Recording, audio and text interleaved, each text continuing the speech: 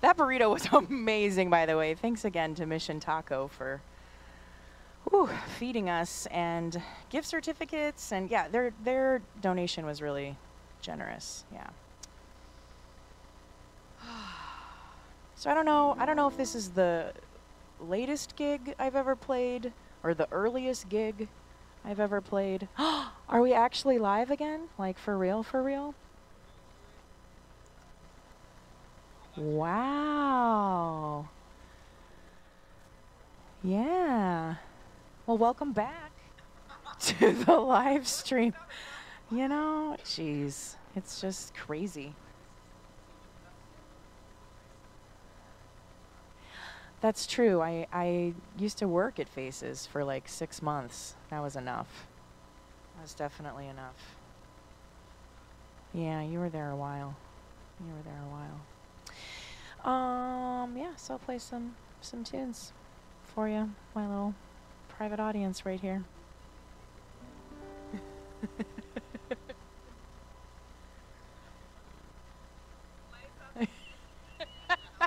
It's true, you really do seem like that. This is like Aunt Dieta and Uncle Sayer sitting here at the family holiday get-together. You're like, ah, it's so late, I just ate a burrito.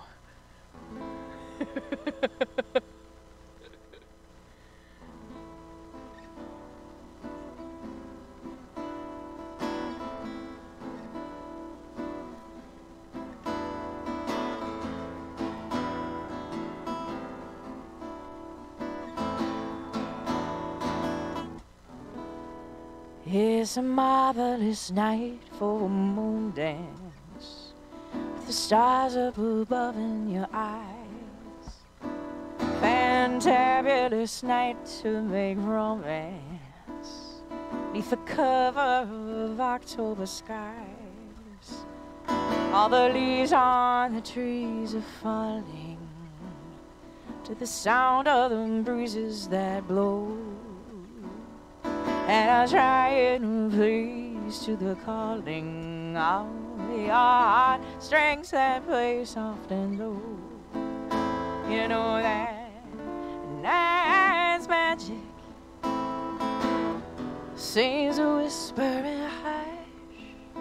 You know that soft moonlight seems to shine in your blush. Can I just have one more moon dance with you, my love? Can I just make some more romance with you, my love?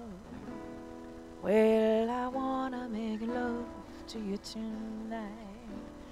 I can't wait till the morning has come. And I know now the time is just right, and straight into my arms you will run. When you come, my heart will be waiting to be sure that you're never alone. There and then all my dreams will come true, dear. There and then I will make you my own. Every time I touch you, you just tremble inside. And I know how much you want me there. You can't hide. And can I just have one more moon dance with you, my love? Can I just make some more romance with you, my love? La la la la da, la da da da, yeah.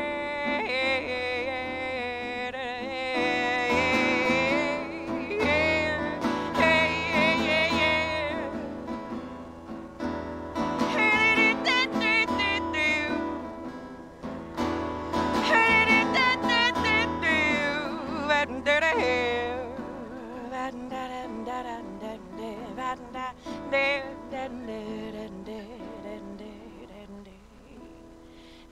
It's a marvelous night for a moon dance. Stars up above in your eyes. A fantabulous night to make romance.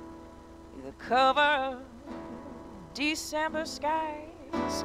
All the leaves on the trees are falling to the sound of the breezes that blow, blow, blow. Trying to please to the calling of your heartstrings, play soft and low. You know that night's magic seems to whisper and hush. You know that soft moonlight seems to shine in your blush. Can I just have one more moon dance with you, my love? Yeah, can I just make some more romance with you, you, my love? One more moon dance with you in the moonlight on the magic night. La la la la la la la la la la.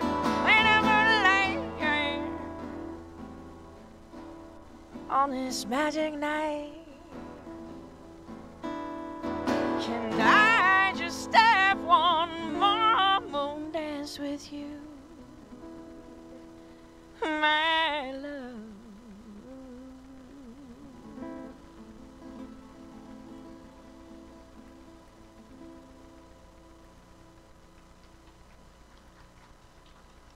Thanks. Thanks a lot. I'll play an original tune now. Or, oh, I can take requests, potentially. Potentially, I said. Yeah. What you got? Yeah, I can do that one. My song? Oh, all right, I can do that one. Well, that's awesome. If you request my own song, I should definitely play it, right? I mean,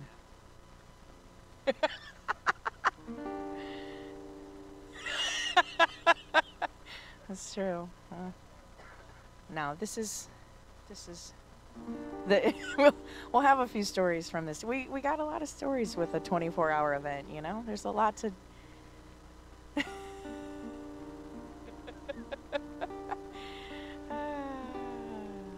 Well, this one is off my debut album that I released the very end of last year, so I'm not going to be able to say that soon anymore. I'm going to have to say 2 years ago, which means I need to record more music because I can't have an album that's 2-3 years ago and that's it. That's the most recent thing. No, I got more songs to record. I got to make it happen. But anyway, this is off my debut album called I'm Ready.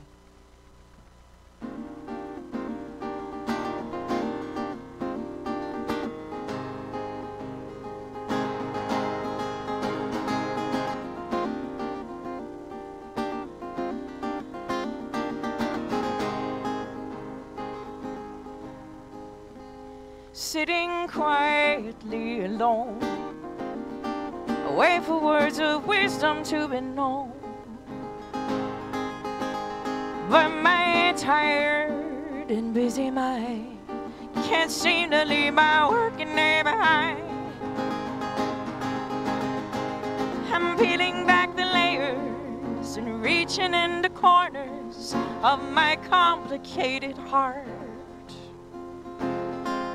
searching for the answers to questions I have known from the start. Yeah, da da da da. Ba da ba ba ba. Will it always be this way? Will I learn to find some balance in my day? As I sit inside these walls, imagine you are only down the hall, working for tomorrow, living in the future's temporarily okay. But saving up tomorrows won't help me live a better today. I'm ready. Teach me what it is you've always known. I'm ready, 'cause I know that I don't want to be alone. Alone.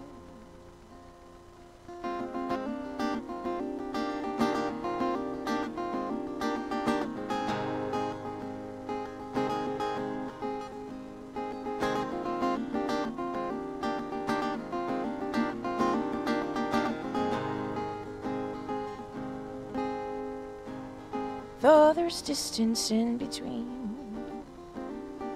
feel that we are closer than we seem.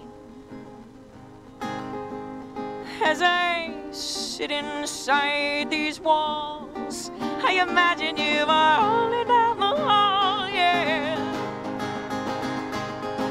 Implementing changes and reinventing patterns may seem a bit extreme, but I'm looking in the mirror and seeing we can still live our dream.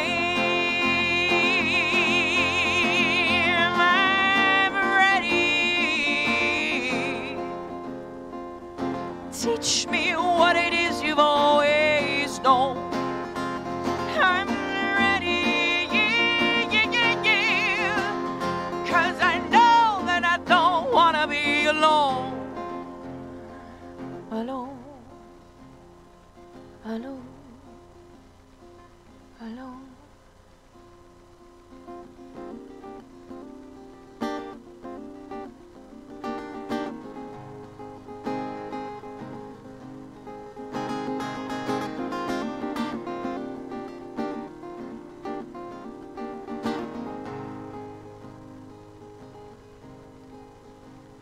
When does happiness begin? If you don't make time to let it enter in.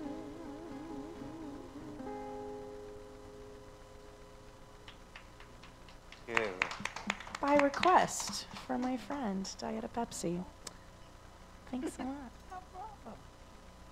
You know what the technician just told me? What's that? He said my mic would have worked had I turned it off. Mm. Yeah. It sounds like it's working now. It is. Well, there you go. Imagine that.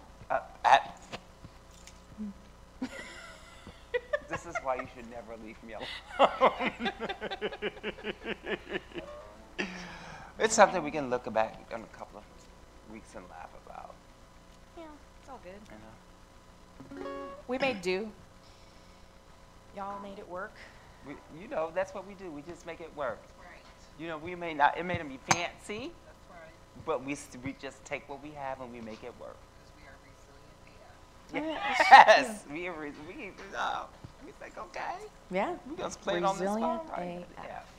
That is what this community is, for sure. Yes, we're resilient. Mm-hmm. Just make do, you know. Create our own systems when they're not in place. Yes, resilience is beautiful. Mm-hmm. And you know, we were like, okay, so we just gonna do it on the phone, we're gonna do it live, we'll keep it rolling. Which, now that we're back up, oh, I'm on a green screen, I'm like right over here. You can still donate. It's 5 o'clock, people are getting up for the Sunday morning. That's right. And I know some of y'all going to church. So, give us some of that church money. I was wondering where you were going with that. Give us and the I was church. like, oh, she's talking about the tithing or whatever at Yes, church. I Yeah. was. Okay. I was like, okay, I want the Lord to strike me down because I've been praying to him a lot this year. You know, I need some of that. But, you know, Lord, we need the money. So, you know, give us a Sunday offering. Yes, give us your Sunday offering. Make the MTUG Telethon your church today. Yes. Yeah. Yes. So, we'll give you a little the gospel, of the good word. Yes, I will sing a Negro spiritual up in here if you will give to the church. It's true. She will. Oh, we got a new total? Ooh, a total. A total. 518 total. Oh, yes, we passed $12,000. Woo, hallelujah. Hallelujah.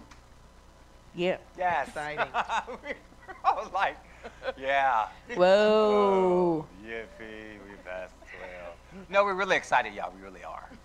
We're just This so is our excited face. Oh, yeah. Oh my God, that's so great. Okay, we got 12,000. All right. But we're gonna make it. We're gonna make it. We got it. Okay. I wonder this is how they have like the Today Show before they get rolling. They're like, God, we work at 3 o'clock, and I gotta be perky here in a couple hours. Feel like that, you know. Yeah. So next year, you know what? We need hair and makeup. Ooh. All right. I want somebody to like take away the shine on a frequent. I got some powder upstairs in my bag there too. I was gonna say we can make that happen this year. Yeah.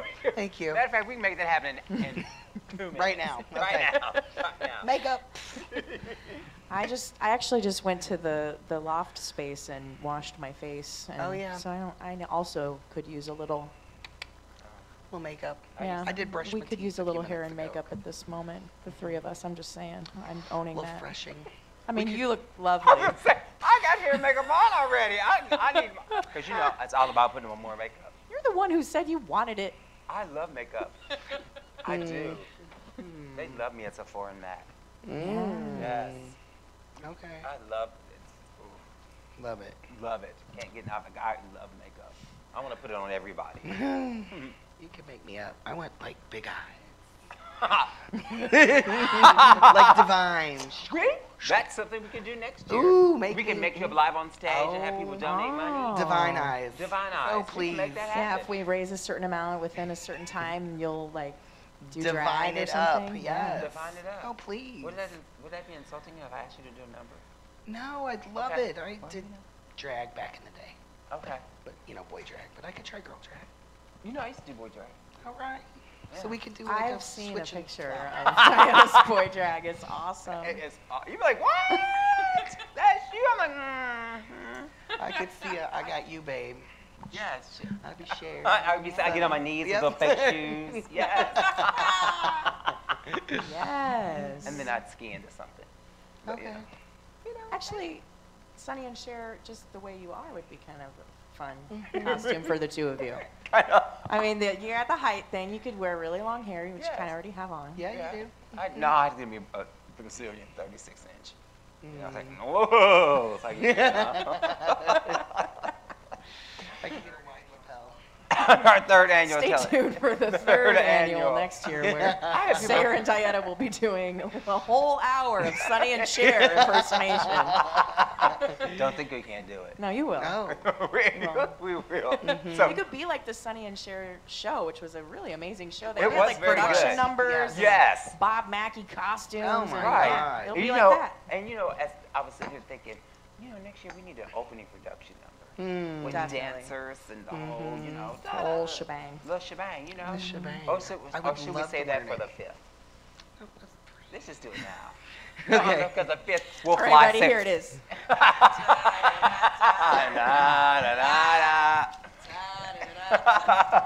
That's about all we got. And no, for the 5th, we'll fly you in. Oh, like Mary Poppins. Yeah. Yes. All right. All right. So Special instead of a carpet effects. bag, you'll have your guitar case. Right. Very Maria and Sound of Music. Ooh, yes. Yeah. I have confidence in sunshine. It's tidy. This is a new sweater, and I don't know if it's too. Get it together over You do it there. in a bow, or- Yeah, you Yeah. and about. Just streamers of flying off the sleeves.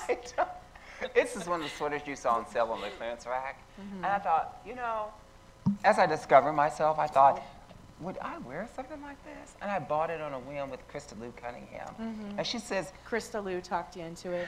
well, no, she was trying to talk me out of it. Okay. And she's like, strong advice, Krista. No, I'm kidding. No. I just don't understand the long. Now that you've tied it in bows, that looks a little more. See, but you know, you can remove these. So we looked at that too. But then it's just holes in your sweater. It looks like mothy sweater. Right. So I thought, you know, this is kind of cute. I love the color. It's very feminine and frilly. You know, and as we go through this journey in life, sometimes you try things that, you know. And now, sometimes you just want a light sweater. You know, you don't want like a thick, hot, itchy sweater. Yeah, you so just want like a light. and I like the color because I think I look good in blue. And I thought, you know, it's on sale for $9.99. Oh, hell. Ain't no wrong. All right. You know, if I don't like it, I just give it to somebody. You know, I do that a lot. I just give clothes away. You know, I think it was kind of cute, but I'm not sure now. I'm like, it's a little too, it's a little too girly. You know. Because, you know, sometimes I'm sure you have things in your wardrobe you buy, and sometimes you put them on and you go, okay. Yeah. So what was I thinking kind of? Yeah. Oh, yeah. Or maybe it was like, you liked it for like a week. And then it's like, yeah, I'm over it. Yeah. Yeah, I'm like, you know, this was cute until, I'm sure people at home going, what the? Yeah. Yeah. And you know, your really good gay friends, when you get home, they'll be like, oh, the telethon was really good, girl, you're really good. But let's talk about that powder blue sweater. You were up for 24 hours, and you did a great job, but you know, that powder blue sweater with the ribbons on it. Give that back to Becky. Oh, yeah. Mrs. Johnson from the Ladue Women's Club wants her sweater back. I was like, you know, it's cute. It's cute. It's warm. It's soft. It's cute. You know, but I may never, you know. Don't ever get any gift. I just took the tags off of when I put it on. So we have a lot to come up. We got our coffee talk coming up. Yeah. We do. We do. Actually, I need to go get our coffee delivery human some cash, so I'm going to step up the stage. And, though, like we asked for pizza and it magically appeared, we would love some bagels or donuts. Or both. Or both. So if you would like to hook us up in that capacity, message us so we don't have thousands of bagels and donuts, although we'd probably consume them. But, yeah, hook it up. We have fruit and coffee coming. So. Yes, I need some fruit.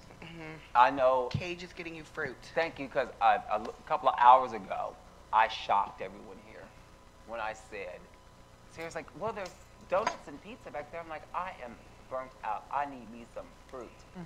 And everybody about passed out because I never thought those words as I'm tired of junk food coming out of my mouth. And I did. I was like, I got to have some fruit. So if you're out there in social media, we need fruit. I love grapes. I can eat my weight in grapes. And we need some Danishes. Sure. And Breakfast treats. Some breakfast treats. We need some continental pastry. breakfast treats. Yeah, some continental breakfast treats. And if you could do that within the next hour, that'd be amazing. It'd be amazing because we do have more humans coming to volunteer in about an hour. So we do need some pastries and some fruits. And You don't have to deliver it. You just have to foot the bill, right? We have people to pick it up. We will. Yeah, Yeah, we can make so- that happen. But if you want to deliver it, If you want to deliver it, even better. right? You know, if you want to deliver it, we would love you even before we even bring you on stage and give you an on-air thank you. Yeah. Yeah, because that's what we need. We need coffee. Do we need coffee? We don't need coffee. We don't need coffee, but we do need fruit, donuts, bagels, and don't forget the cream cheese. Right, because that had happened yesterday. I'm giving Sarah the side eye because you Look, know why. I will blame a certain place, but I won't call them out on the Facebooks, but they know who they are. That sent me on my way without the cream cheese. And you know what a bagel is without cream cheese? Oh, Dry. Okay, here, Daddy, here's a bagel. Now go talk. Mouth just dry as Sarah. I was like, where's the cream cheese? Oh. Those. Yeah. Yes. So we're sitting here, I guess I could get up and go look at the book. Yeah, and I can play some more tunes if you'd like. Yes. Play some more tunes. Let's get ourselves together since we got back on. Yeah. You know, on air. We'll, get the green screen going, and Yeah. we'll get back to The regular scheduled programming. programming. But this is much like last year. But we don't Yeah. have yoga at 5. No, 6 or 7. It's coming up. We have yoga? We have yoga. Yeah. Okay. Yeah. Orly Wild is going I to see be the opening doing. number of the marching band coming in. Yeah, I don't We'll think. say that for the with the Yeah, Fox. yeah, for the Fox. Yeah, because it'd be a little loud in here with the marching band. Yes. I'm sitting All right. off stage because we gotta go. I gotta get back in. We gotta get back. All right, get back to it. We gotta get back to the telethon shit back to of it. it all. So we're just Thanks, Diana. Thanks, Sayer. No, thank you for playing.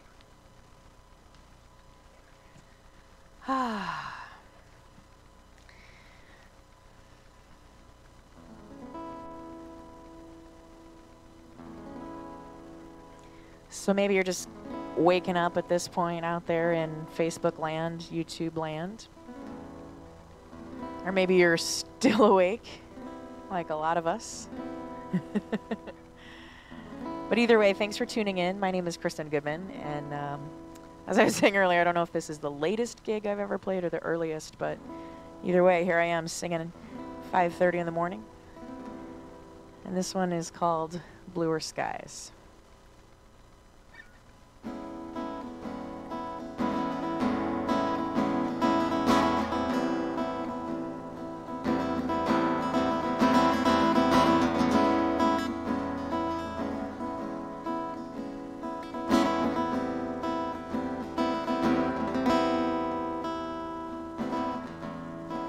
Bill collector's calling to see if I can pay. Feels like I am falling deeper every day. Often I will worry, sometimes I will cry. All I wanna do is hurry, leave this all behind. In your eyes, see it getting better. In your eyes, things look a little clearer.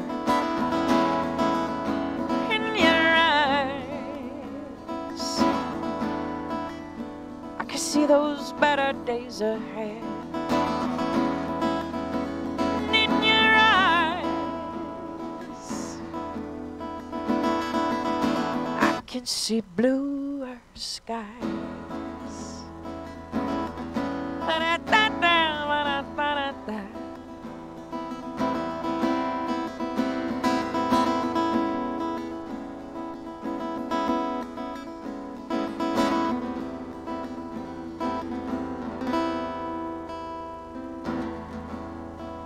Digging through the corridors to buy myself a Coke, serving people's orders, feeling like a joke. The list is getting long now, things I wish I had. It's easy to forget how things really aren't that bad. 'Cause in your arms, feel a little stronger. In your arms, I'll hold on a little longer.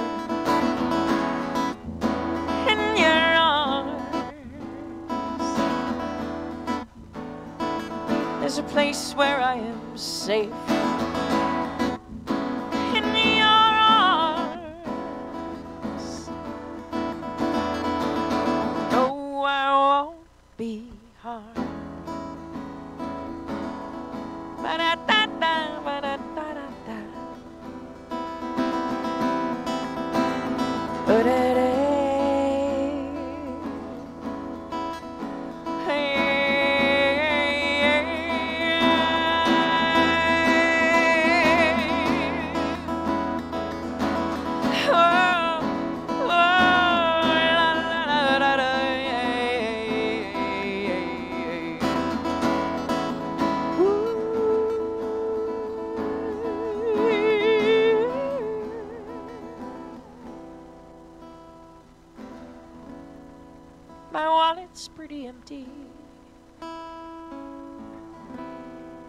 times are kind of rough.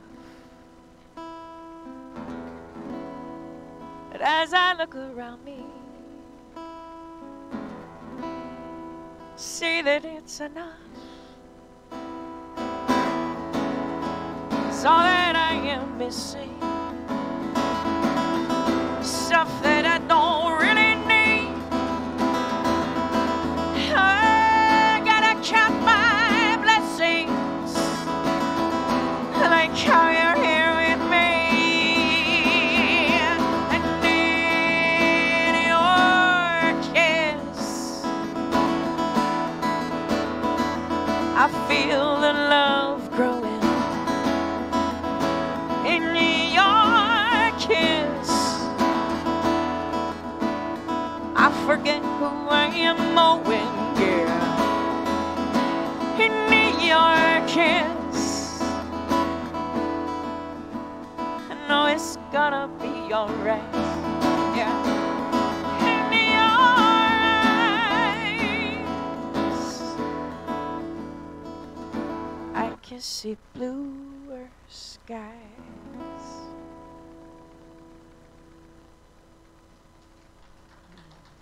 Thank you. Thanks a lot.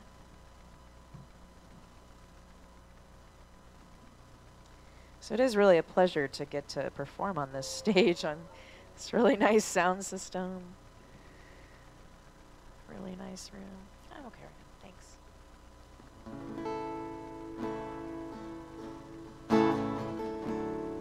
This is another original tune.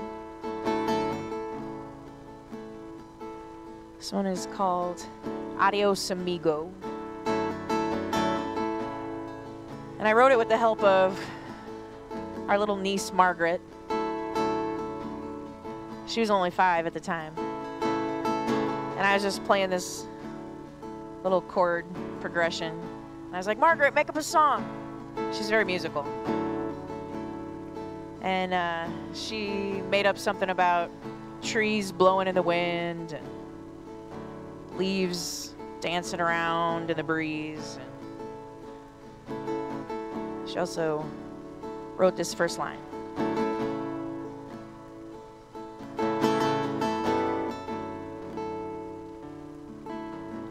Adios, amigo, I love you.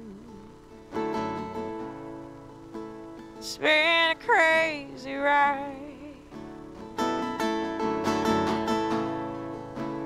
What I know inside my heart,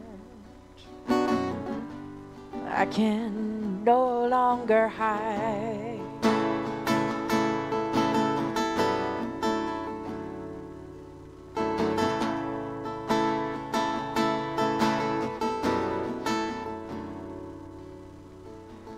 Adios, amigo, I love you. You've been a loyal friend. But as I start to mend my life, though this must come to an end,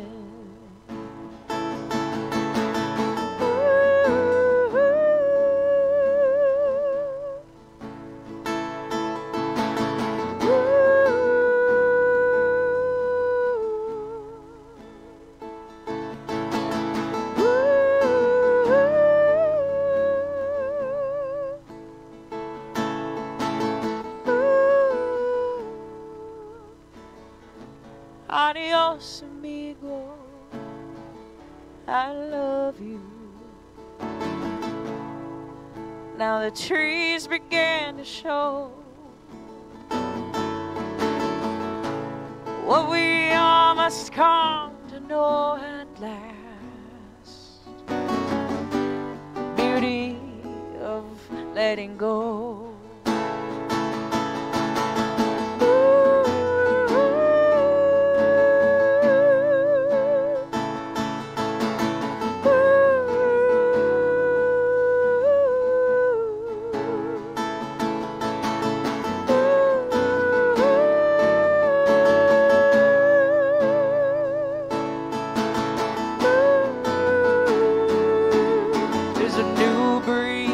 flowing through the town, circling me round and round, whirling, swirling, pushing me to grow. My pulse is beating louder now, don't wanna fight it anyhow. Never will I ever feel that low. You know, so adios, amigo. I love you. We may meet again someday. Until then, I know I will be okay. It's time to be going on my way.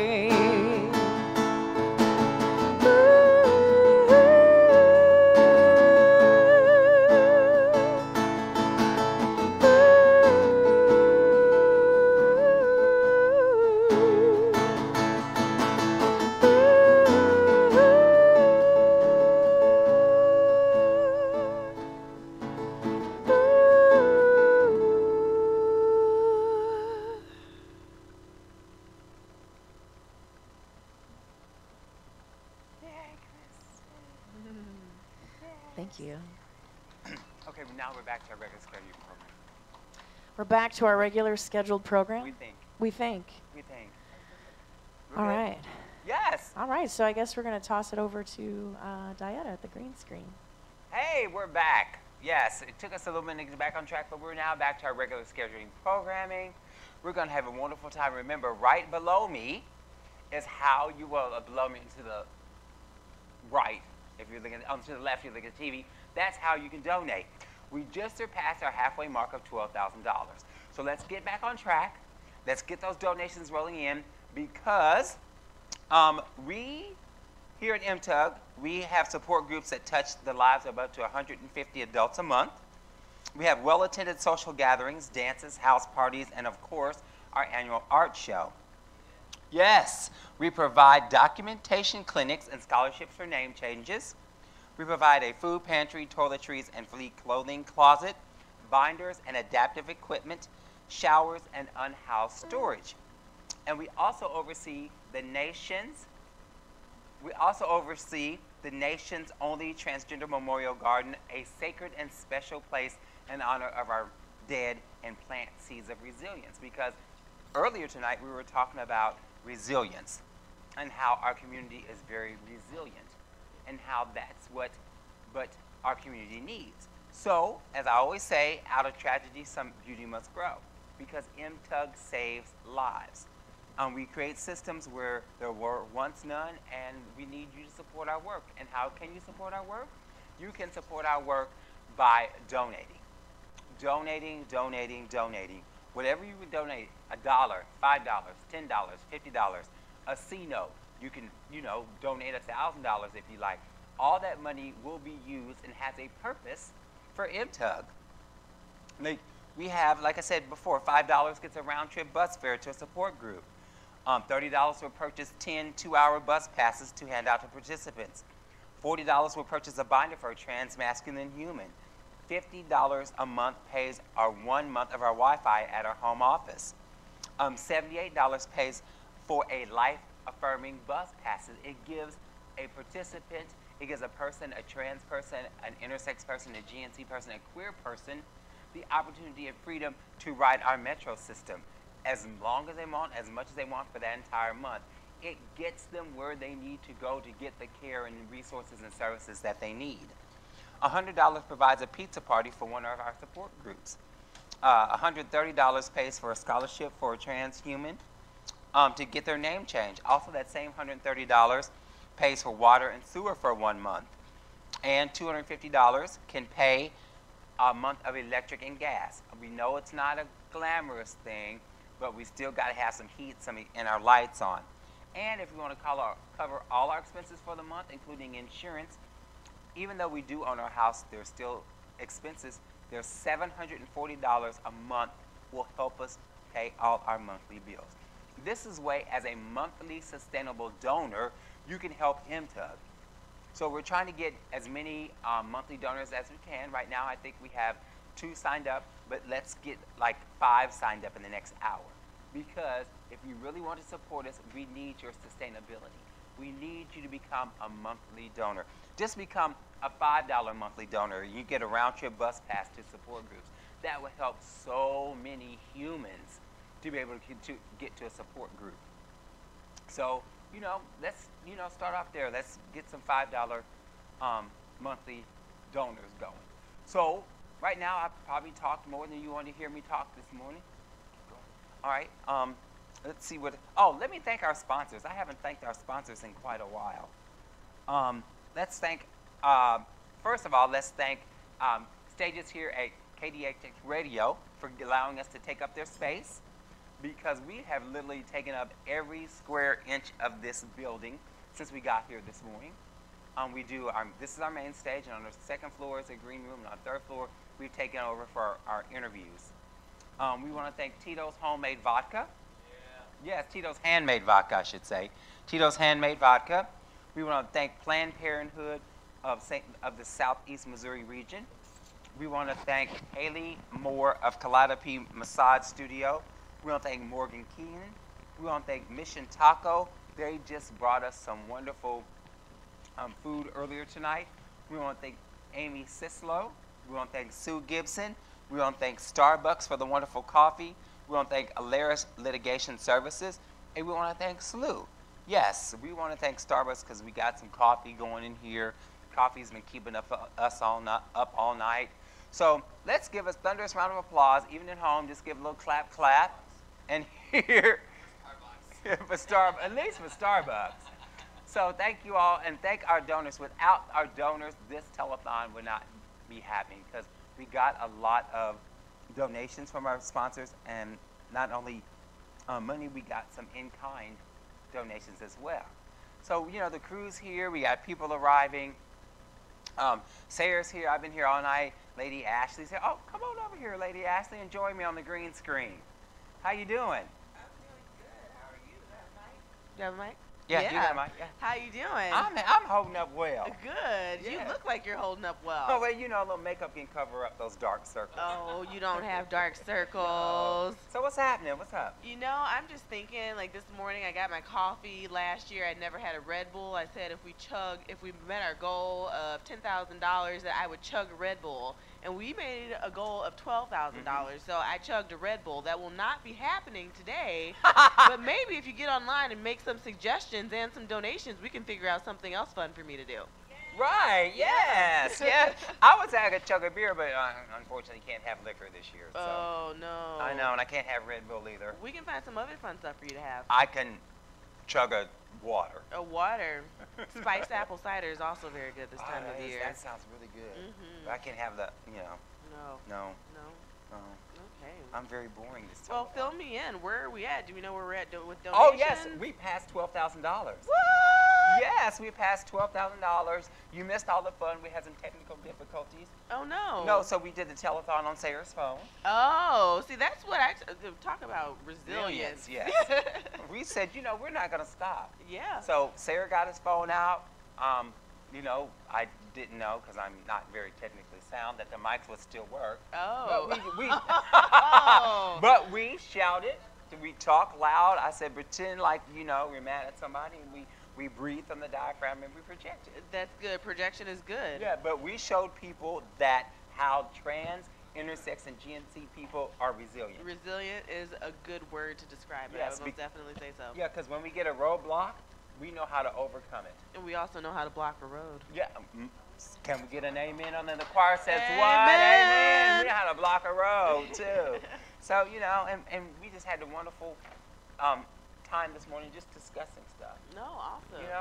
I talked to Amy Jade. I met her for the first time in person. Amy Jade's amazing. Amazing. We talked for a full hour. Ooh. Well, we know we have the gift of gab. We could have probably gone on for longer than that. Right, longer than that. So, and then Kristen came in and she sang some songs.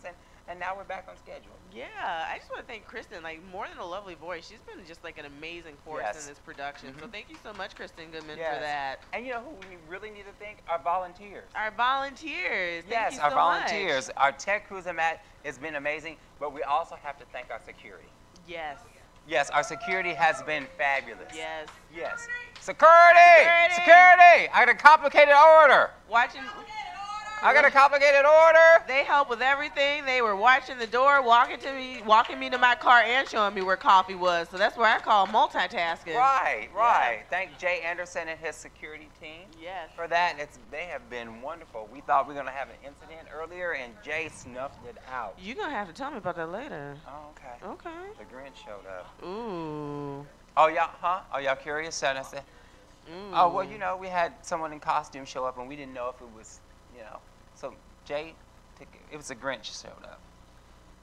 So The we didn't know if Grinch. the Grinch said he wanted to come in. You're a mean one, Mr. Grinch, and we don't trust that. we didn't. No, we Not didn't at know. all. We didn't. Looking No, that's the only person in costume is me. Okay. Okay. Grinch, you're not taking my spotlight away. No way. So we told him to chasse away. Right. So thank you, Jay, for taking care of all that. Security's been, yes, and they've also been up on the coffee. I know. Yes. Cheers. Cheers. Cheers. Thank you, Starbucks, for the coffee. Oh, yeah. Yes, and someone human out there, we're trying to get a breakfast donation. Oh, a breakfast donation would be great. Yes, we need bagels. Gluten-free bagels. We need bagels. No, we have gluten-free. Yes, we have regular bagels, gluten-free bagels. We need donuts. Mm-hmm. Shout out to Anala who brought strange donuts at 1 o'clock in the morning. Yes, Yes. it's strange. You know, I thought those donuts were a little strange when I bit into one, but I was like, okay. Yeah, have you had their bacon maple, though? No, I can't have bacon. You can put bacon on anything, and it I would be know. amazing. You can bit. I was going to go there, but it's too early in the morning. Uh-oh. But, you know, we need a human out there to contact us on Facebook or just go buy it and deliver it. Mhm. Like I said, we need bagels. We need gluten-free bagels. Please don't forget the cream cheese. No. Look for a SOS sign coming from KDHX the stage, and we'll be here. We'll be here. And we also need fruit because I cannot put another piece of pizza or a sandwich. I got to have some fruit. You mean you don't like cheese and meats? No, I'm not supposed to have processed meat, but that's cool. Okay. But I will eat my weight in grapes. Okay. Yes, grapes and pineapples, All the fresh stuff. all the fresh stuff. Yes, 'Cause- wake you up in the morning. Yes. Give you that natural sugar. Yes, and maybe even some oatmeal Oh, with some that would be flaxseed good. in it. You know, keep Ooh. myself regular. Okay, well, we have bathrooms for that. Yes, we do.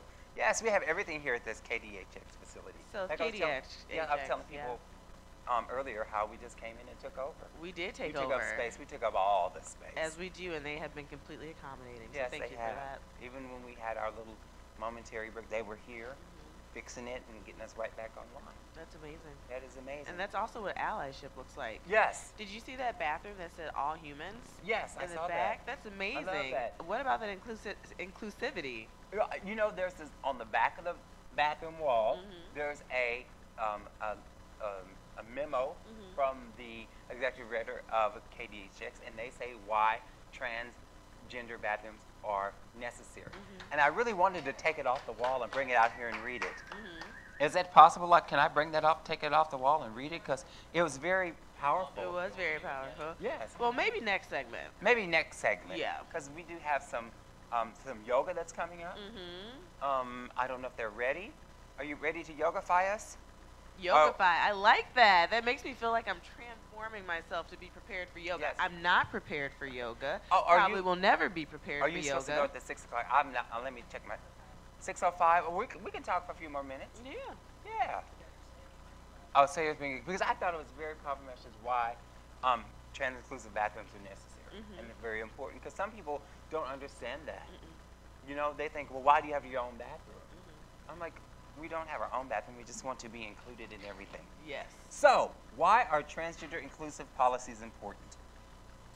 A letter from KDHX Executive Director.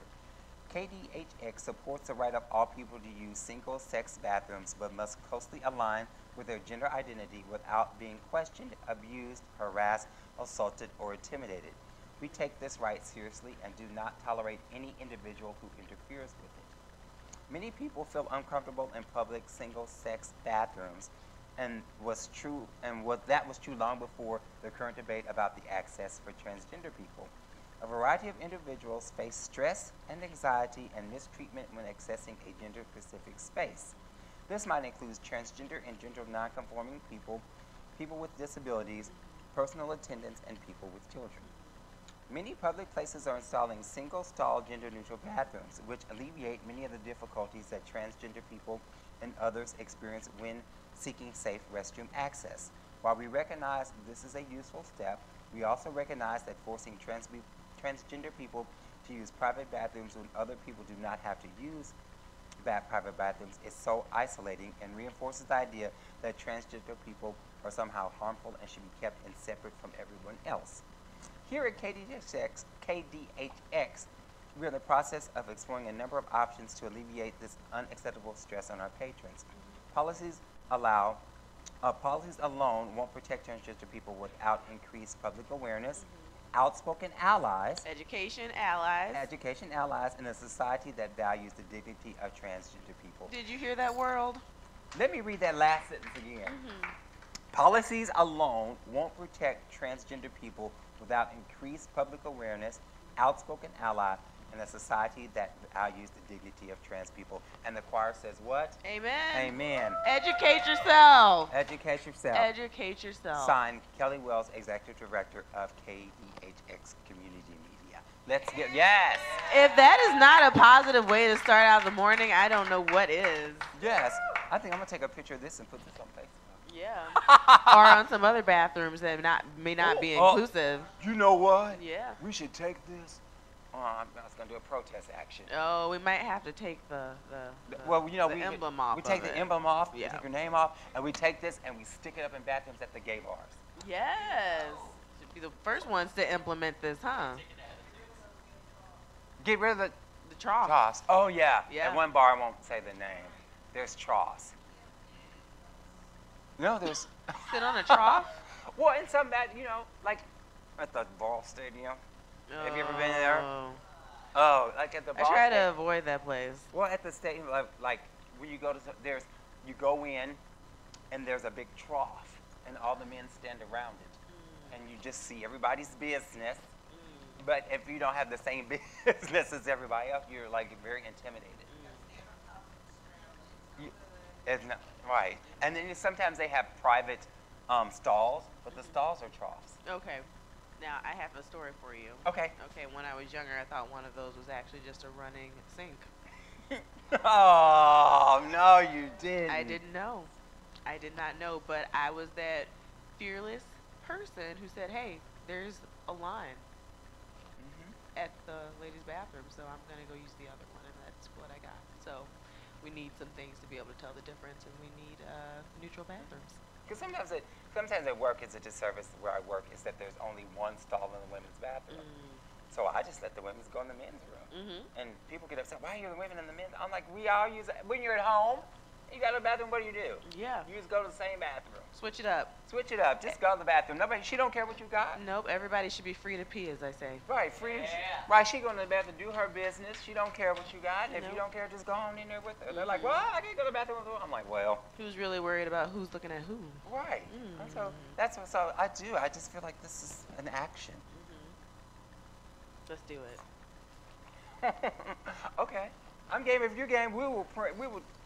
Do we have to get a permission to do this? To copy this? Yeah, it's probably. We'll ask. Yeah, we'll ask. I'm sure Kelly won't mind. Always ask. And we'll go and we'll just put it up in the bathrooms at the bars. Yeah. We'll start at one end of Manchester, go down to, Yeah, all forms of activism are valid. Yes, we love activism. See, y'all stirring it up. See, at 5:58 on a Sunday morning, y'all got me going. Stirring the pot. Stirring the pot. Stirring the pot. Or, because I was reading this going, this is especially this last sentence. Policies alone won't protect transgender people without increased public awareness. I love this part. Outspoken allies in a society that values the dignity of transgender people. Yes. And I swear, for God, if somebody pees on the sign when I put it up, I will kill them. So, we have people out there like that. So, Yeah. but we're going to do it. Yes. We're gonna do it, aren't we? We are gonna do We'll it. do it. We would tell you what our nickname was, but unfortunately, this is PG-13 We're programming. now at 6 o'clock on the Lord's Yeah, Day, we can't so we have use to- any yes, profanity. We have to. It's we have to behave ourselves. Yes. I'm gone to the yes. But Lady Ashley, why do you always stir this up in me? Every time we get together, you make me do things. It's because you have a good heart. Do I have a heart? That's the question. Well, I think you have to have a heart to be involved in as much as you're involved in. I know, but we're gonna do this. This is gonna be our. We're not gonna tell people when we're gonna do it. We're just gonna do it. We're just gonna do We're it. just gonna do it. Yep. And this here, you are, and I just say, with your big heart, the diversity inclusion person for Pride STL, and also vice president of Black Pride St. Louis. It's Yes. amazing. I do too much. I can't wait because I'm gonna retire after our big Stonewall event this year. Okay. I'm just gonna retire from everything. Not be involved in community. I'm gonna go to Boca. I'm gonna Boca and retire like all the old people. You know we won't let you do that. Oh yes. We come hunt you down. No, once Pride 2019 is over, I'm done. I'm like adios. Son, I'm retiring. You won't be able to stay away from us for very long. I don't think Right, so. you're like right. Nope. I can't even take 2 weeks off. Nope. I got a problem. But no, I'm gonna retire and just let the young folks handle it. Sit in my rocking chair. I'm all We'll clear get you a with jitterbug. right, jitterbug. So you can hear your phone Yeah, calls. yeah, We'll get yeah. you a hover round Yes. so you can get where you need to go. Some of those hover rounds go pretty fast. Yeah, they're like those scooters that we see on the side of the street. Yeah.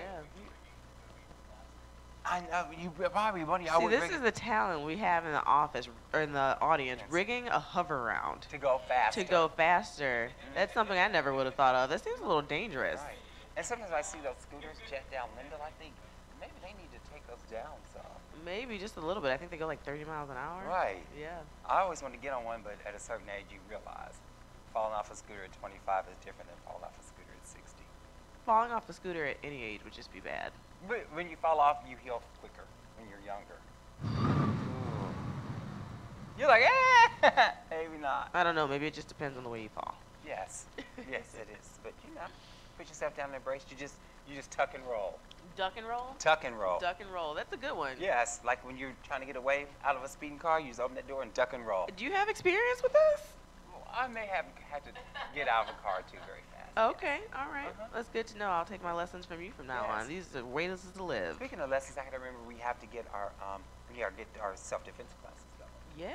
Yes, I have someone that said they would do our self-defense classes. That's amazing. Yes, so we're gonna do that because like I said, it's time that we start taking care of ourselves. It's very important for us to take care of ourselves. Self-care is key. It's vital. It's revolutionary. Mhm. Yeah. And like we said, we are a resilient community. Mm-hmm. So all right, I think our yoga guru is ready. Ooh.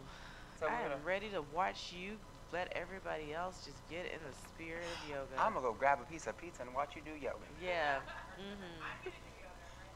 Are you gonna do yoga back there? Are you gonna let your body do that yoga, Kristen Goodman? You gonna move your car? Okay. Can I do mental yoga? Yes. Okay. Okay, that sounds good. I like that concept. I like mental yoga. I'm gonna yoga. visualize myself I doing yoga. think we call that mindfulness. Mm-hmm. Yeah. Yes. Mm-hmm. So do we need to turn out some of the lights? No. No. You're fine? Okay, we want to set the mood. No. No? Okay. Okay. You don't need us to make the sound of a bubbling brook behind you. Maybe rain falling. Kristen, did you have music?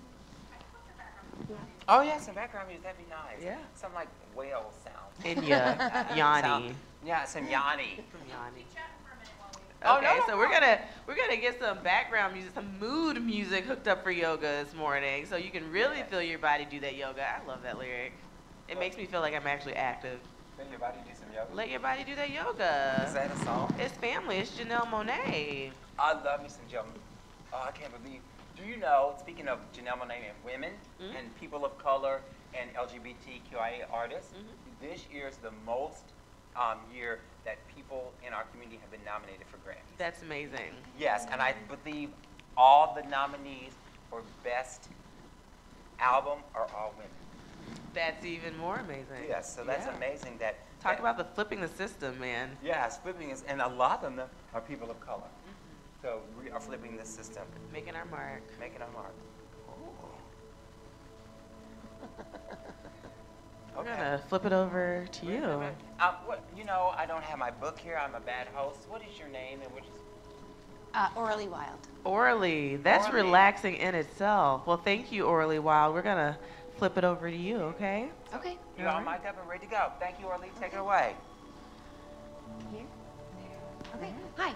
My name's Orly Wild. I am a local burlesque performer and yoga teacher, and we're going to get an awesome yoga practice in this morning, so feel free to join in. And everyone here is welcome to take two or stretch or breathe or whatever's going to feel good this morning. So we're going to start in child's pose.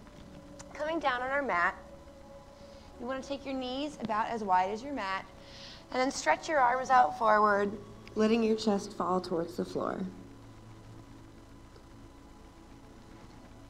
Starting to take deeper breaths, really opening into your back, and let your shoulders slide away from your ears.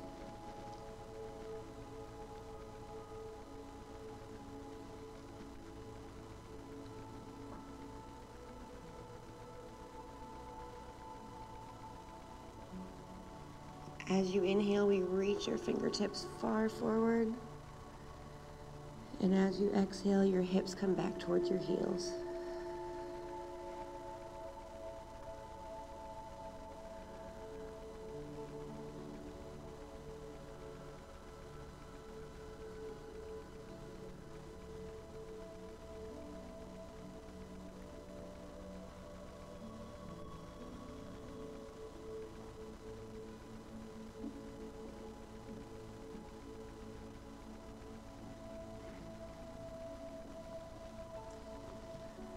Take a couple deep breaths together. So inhale for 4, 3, 2, and hold it at the top.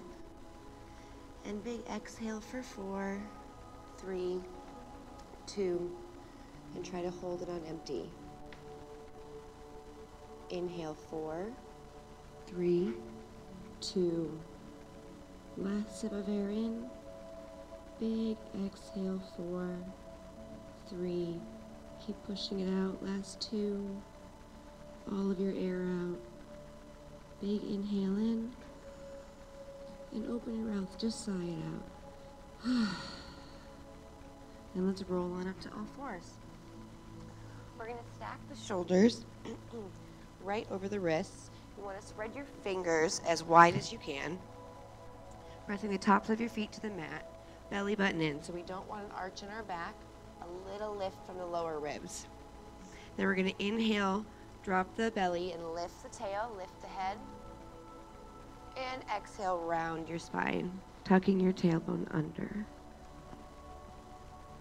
Inhale, shoulders back. Some epic yoga. Maybe that's for some evening. And round. Try to find more space between your shoulder blades. Pressing the tops of your feet to the mat. Inhale, cow. And exhale, cat. And then take a couple moments, a couple breaths to just go through any intuitive movement that feels good. Maybe it's some circling. You can circle your spine, circle your head. Letting yourself indulge in what might feel good this morning.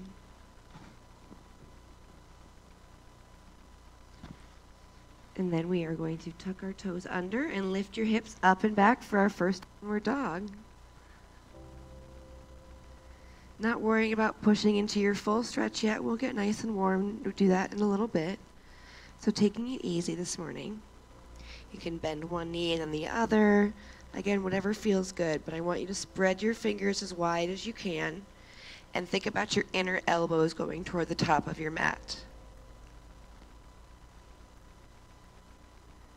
And then inhale, look between your hands, lift your heels, and exhale, tiptoe your feet to your hands. Trying to keep your heels up high. And we find ourselves in a forward fold. Clasp your hands behind your back. And we're going to lift our arms up and over for a nice shoulder stretch. Trying not to press back into our knees, but keeping some weight in the balls of the feet and a little micro bend in your knees. Letting the crown of your head fall heavy to the floor.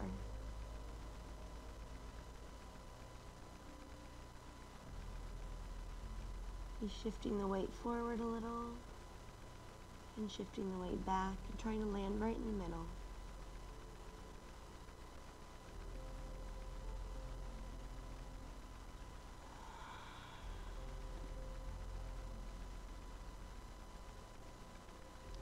Bringing your hands back down towards your hips into the floor. Bend your knees, press into your heels, and we're going to roll up one vertebrae at a time. Your head will be last, and we will meet at the top of the mat. We're going to go through a couple sun salutations to get us nice and warm. Big toes are touching, palms face forward, belly button is pulling in and up to your heart.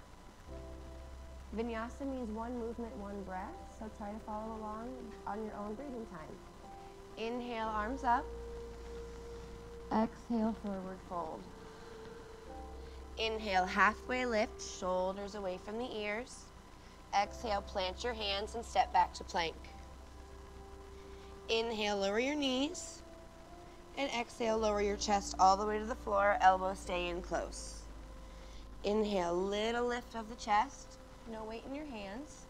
Exhale, lower. Inhale, tuck your toes under, back up to plank. And exhale, downward dog, 3 breaths.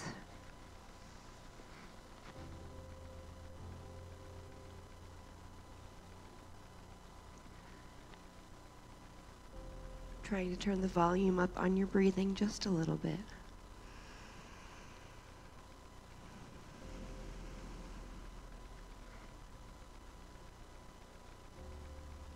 Belly button is pulling in, tailbone towards the ceiling.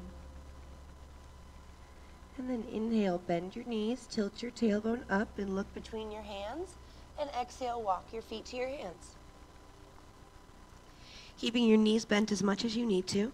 Inhale, halfway lift. Exhale, forward fold. Inhale all the way up. Exhale, arms down. Twice more. Inhale, lift. Exhale, fold. Inhale, lift halfway. Exhale, plant your hands and step back to plank. Inhale, knees lower. Elbows stay in tight. Exhale, lower your chest. Inhale, lifting a little higher. Maybe a little weight in your hands this time. Exhale, lower. Inhale, we can go through our knees. And exhale up to downward dog. 3 breaths.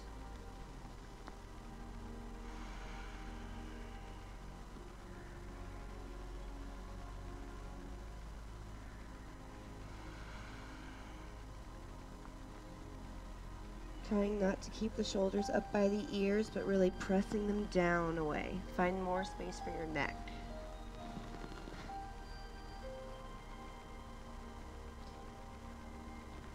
We prepare on our inhale, bending the knees, tailbone up to the ceiling, and look between your hands. And exhale, step your feet to your hands. Inhale, halfway lift. Exhale, forward fold. Inhale, rise all the way up. Exhale, arms down. One more time. Inhale, arms up. Exhale, forward fold. Inhale, halfway lift. Exhale, plant your hands, walk back to plank. This time, if you're ready, we're going to inhale, roll the shoulders over the fingertips. Exhale, we lower to half plank. Don't let the hips go lower than the shoulders. Inhale, pulling forward and through to upward facing dog. Exhale, you roll over your toes for downward dog.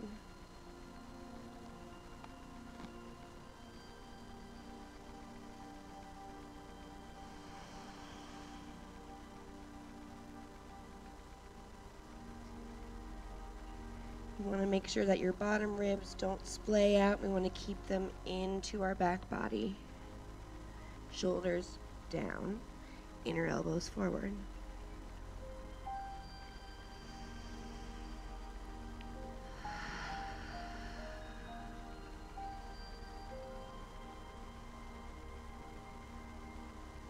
Inhale, look, look between your hands, prep, and exhale, walk it forward. Inhale, halfway lift, we lengthen our spine. Exhale, forward fold. Inhale, rising all the way up. Exhale, arms down. We're going to take it a step further and do a couple sets of sun salutation B. Bringing your feet together, bend your knees and sweep your arms up towards the ceiling. Inhale. Exhale, forward fold. Inhale, halfway lift, long spine. Exhale, plant your hands, step back to plank.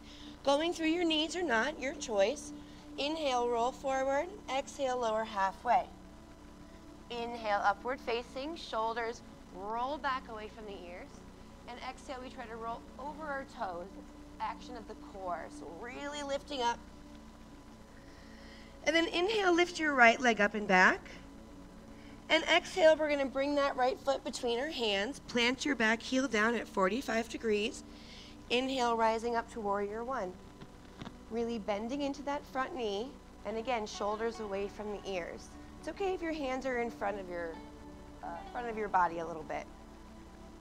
Trying to keep your hips and shoulders square to the front of your mat. Take a deep breath in. Try to lengthen the sides of your waist. And exhale, we open out to warrior two. Making sure our right knee is going directly over towards our right toes. Reaching your hands, trying to imagine touching both walls. Inhale, flip your front palm and reach it forward. And exhale, up and back, reversing our warrior. Inhale, reach those fingertips behind you, bend your front knee. And exhale, cartwheel your hands down. Step back to plank, and we go through the vinyasa. So we lower down halfway. Inhale, upward facing. And exhale, downward dog. Inhale, left leg lifts. Exhale, step it between your hands. Plant your back heel. Inhale, rise warrior one. Belly button is still pulling in and up.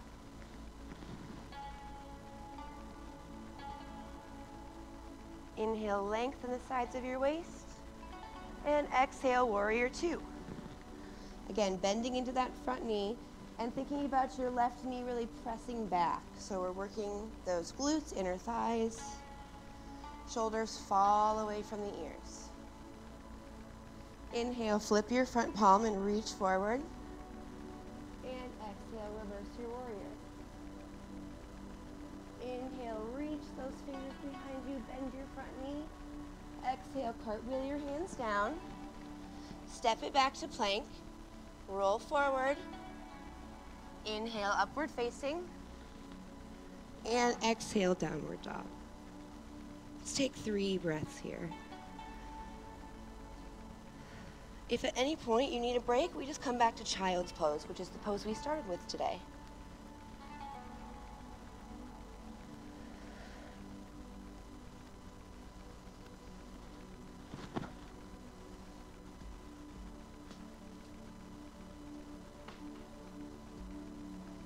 And then bend your knees, tilt your tailbone, look between your hands. Inhale.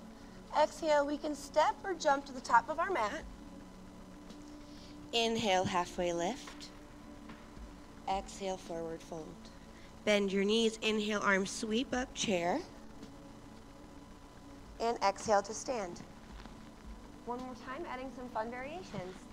Inhale, sweep the arms down and up. Exhale, forward fold. Inhale, halfway lift. Exhale, plant your hands, step back to plank. Inhale, rolling forward, lowering halfway, chaturanga. Inhale, up. Exhale, back. Inhale, lift your right leg up and back, and this time let's open up the hip and bend that knee. Get a little stretch. Really pressing firmly into your hands and thinking about lifting your knee up towards the ceiling.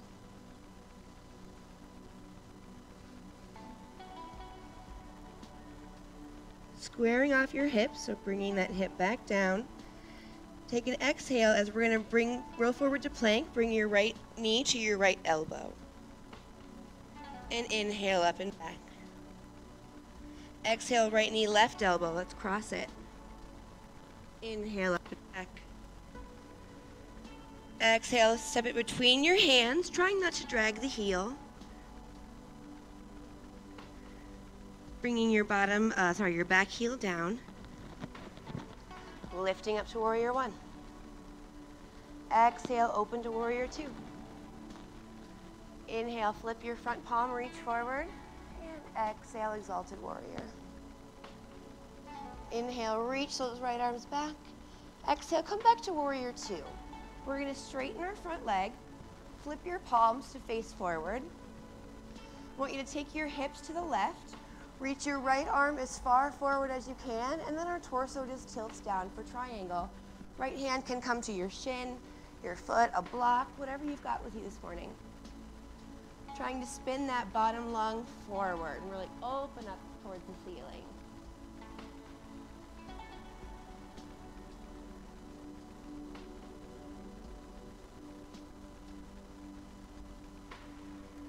Shoulders away from your ears. Good. Inhale, bend that front knee. Coming back to warrior two. Taking that right knee back so it's really engaged. And let's reverse our warrior one more time. So inhale, reach forward and back. Bend that front knee a little bit more and stretch your fingers far behind you. Exhale, cartwheel, hands down. Lifting your foot up, trying not to drag it on the mat. Back to plank. Inhale, forward. Exhale, chaturanga. Inhale, upward facing. And exhale, downward dog. This time we lift our left leg. So left foot comes up and back. And again, let's open up the hip, and you can bend the knee.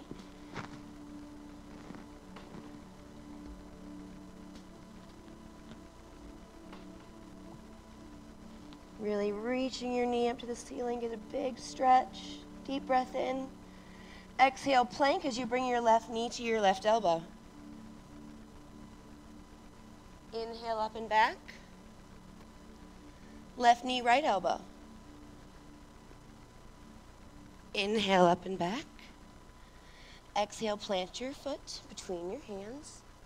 Back heel spins down. Inhale, warrior one. Exhale, warrior two. Inhale, flip your front palm, reach forward. Exhale, exalt. Inhale, reach your arm back. Exhale, back up to warrior two. Inhale, straighten your front leg. Exhale, flip your palms and reach your left arm forward as far as you can. And then we spin our torso. So you want that tailbone underneath of you. We're in it's like between two panes of glass. Shoulders away from the ears, looking up, strong front leg.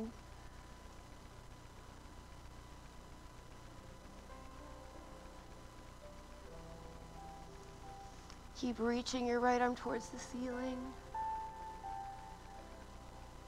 Good. Inhale, bend the knee to come back up. Warrior two. Exhale, reverse your warrior. Inhale, reach your left arm back, back, back. Exhale, cartwheel, hands down. Step back to plank and take your vinyasa, or you can go right to downward dog.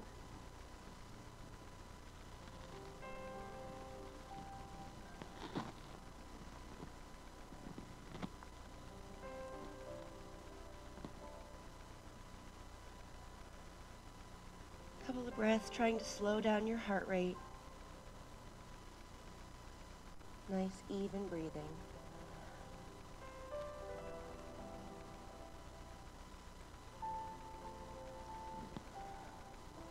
Let's take a deep breath in all together, and big sigh out. Bend your knees, tilt your tailbone, look between your hands, and exhale, step or jump to the top of your mat. Inhale, halfway lift. Exhale, forward fold.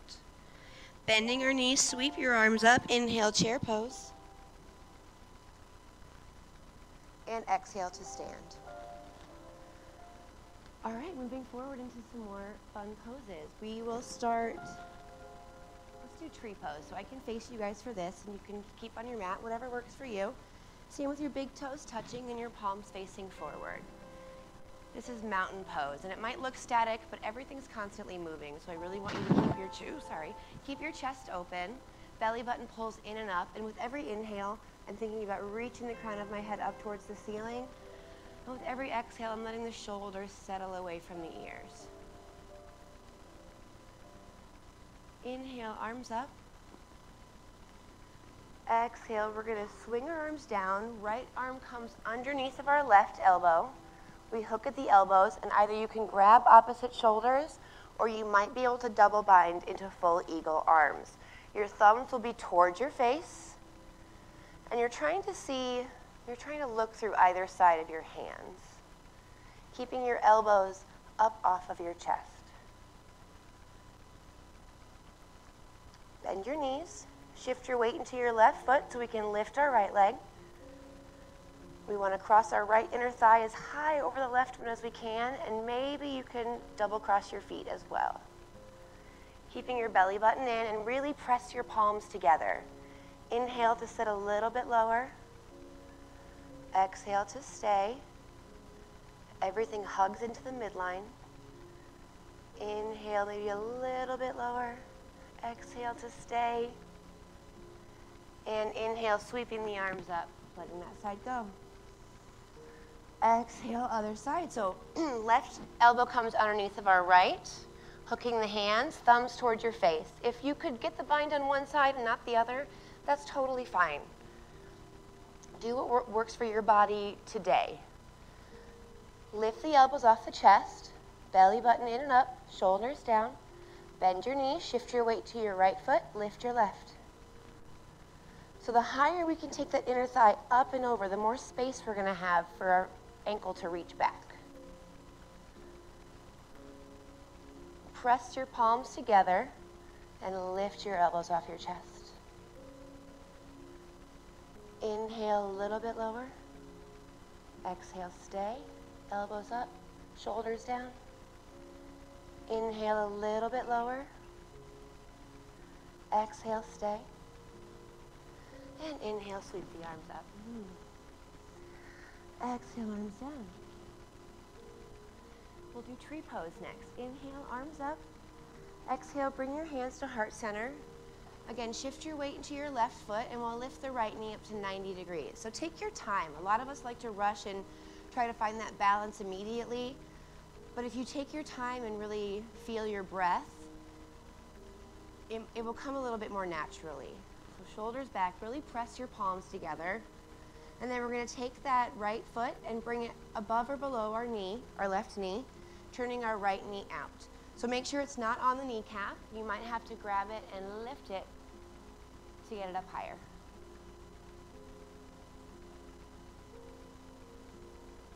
Keep thinking about your belly button pulling in and up. Trying to relax our foreheads and our jaws. And maybe if you're feeling it, we inhale and reach our arms up.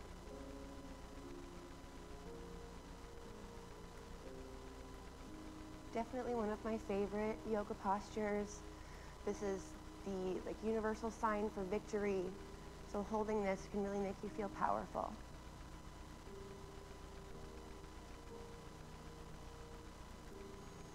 Keeping your chest lift, and keep your gaze at least at the horizon line, maybe a little higher.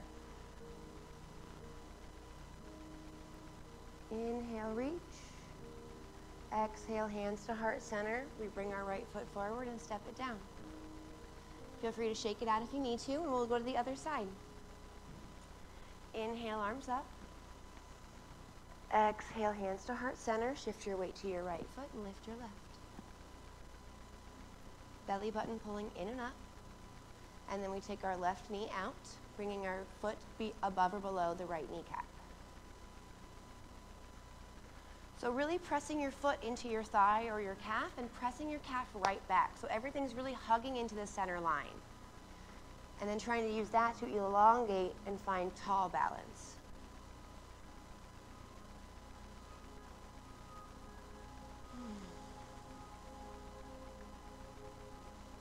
Inhale, reaching the arms up.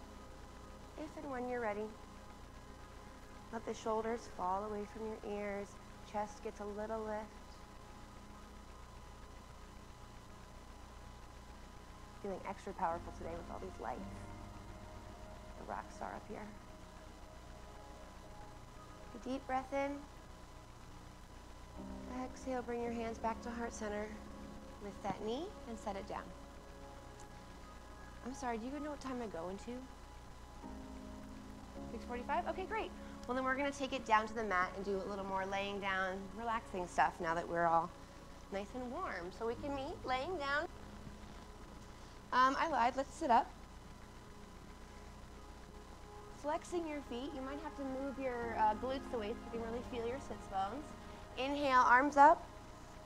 Exhale, stretching up and over. If you can reach your shins, your toes, whatever you got, I want you to grab it and then use that to pull your chest through your shoulders. So we're trying to flatten the lower back instead of rounding it. We really want to lift.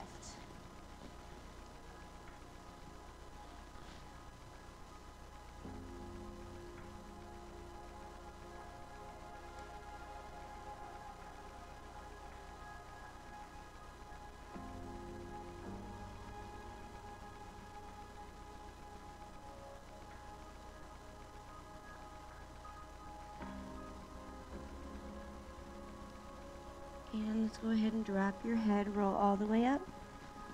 Bring the soles of our feet together and take your knees out wide. I'd say at least 1.5 feet, maybe a couple feet. Not worrying about like pulling our head down or trying to force anything, letting gravity do the work for us. Sometimes the most important thing we can do in yoga is doing less.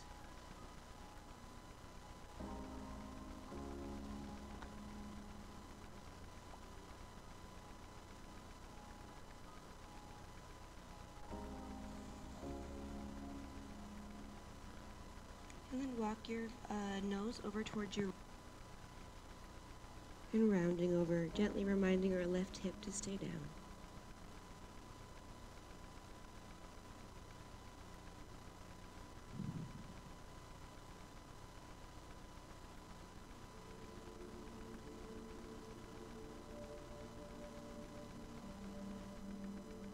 And then walk it over to your left.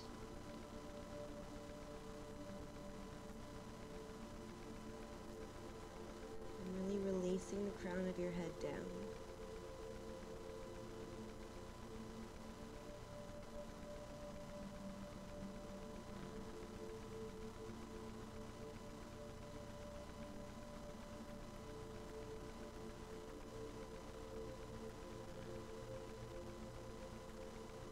Coming back to the center to roll up.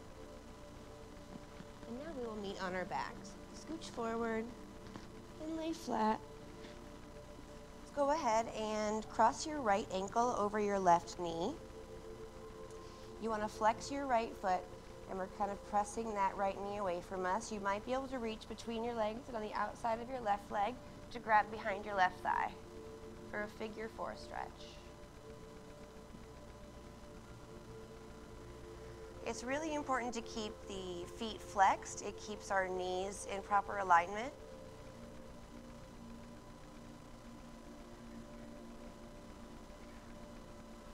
And really squeeze it in close.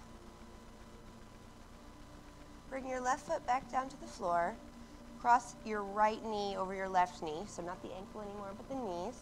You're gonna lift your hips an inch and just scooch them to the right. Let both knees fall to the left. Maybe taking your right hand back out and looking over your right shoulder.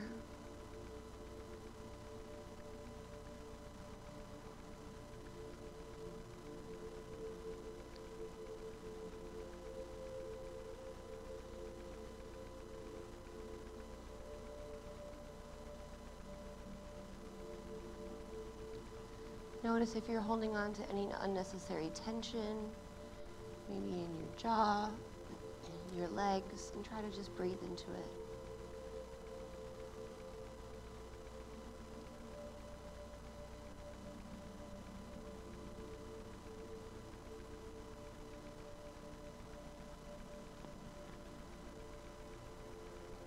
Great, and then bring your feet back to the floor. And we'll switch sides, starting with our figure 4 stretch. So left ankle over the right knee. You encourage your left knee to fall away from you and bring your right leg in.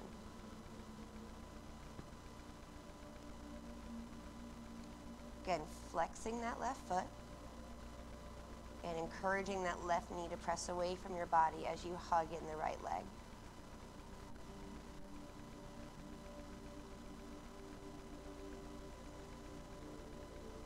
Even here, trying not to let the shoulders stay up by the ears. We want shoulders down.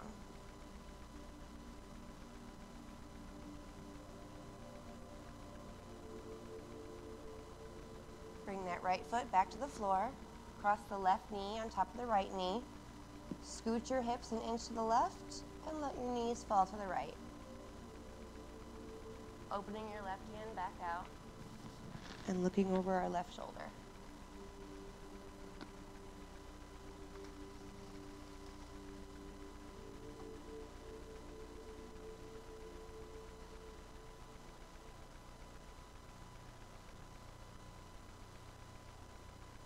Working on keeping our mind on our body and in the room that we're in. Thinking about really deep inhales and very full exhales.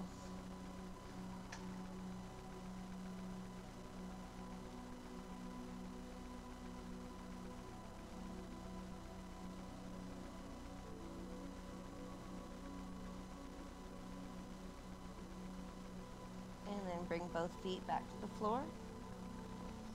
And let's bring our feet up in the air. We're gonna find happy baby pose. So you're trying to grab the outsides of your feet and pull your knees down on either side of your rib cage. Flexing your feet. We want the feet, ankles right over the knees. So not in or out too far, but right over. And you use your hands again to pull your feet down, and you're using your feet to press up into your hands. So we're finding that opposing energy, resistance. Some people like to rock. You can gently take one knee down towards the floor, or maybe the other. Noticing if there's anywhere that might need a little extra love today.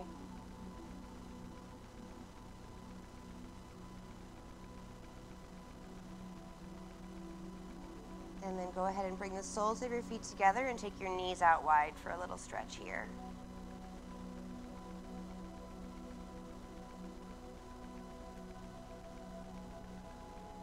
And then bringing your feet back down to the floor. We'll take bridge and wheel, or you can do 2 bridges. It's totally up to you. I will cue us through both. So hands down, feet flat on the floor. You want your heels in line with your sits bones. So not out too wide and not together, but right in line. And then from here, belly button in, tuck the tailbone under so we really scoop out the abs, press into your heels, and lift your hips up. Keeping your knees directly forward parallel, like you're squeezing a block between your knees or anything that might fit. Belly button is still pulling in. Inhale, press into your heels to lift your hips up a little bit higher. Maybe you can clasp your hands behind your back and we kind of roll over onto our shoulders. If that's too much, you can always take it back.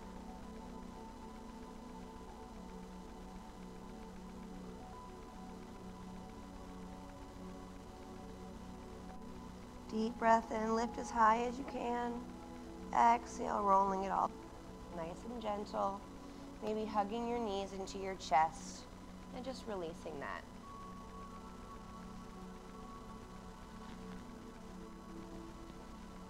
Second round, you can do the exact same thing we just did, keeping your upper back on the floor, or we can go through our full wheel expression. It's completely up to you. Again, feet will be flat on the floor, in line with our sits bones. If you're going into wheel, we're going to bring our hands over our shoulders, fingers face our body. Take a minute to breathe and prep, elbows up to the ceiling, abs are in. And then we inhale to press into our hands and feet to come up. Keep squeezing your knees towards each other. Let your shoulders fall away from your ears and really press into your feet. Inhale up as high as you can. And exhale, lowering nice and slow. All the way down, again, hugging our knees into our chest.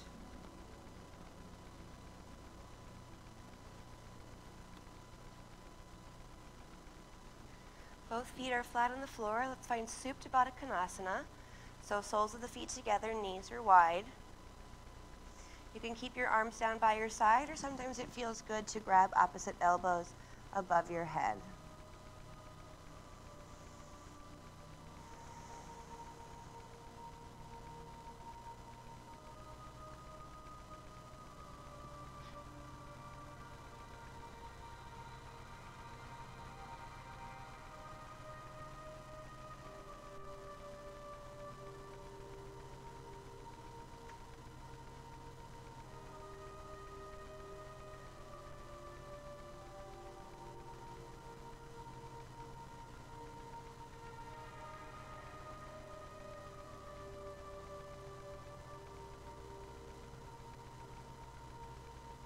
And when you're ready, we gently come into our final Shavasana, taking our arms down by our sides but away from the body, palms face the ceiling, and slowly stretching out one foot and the other.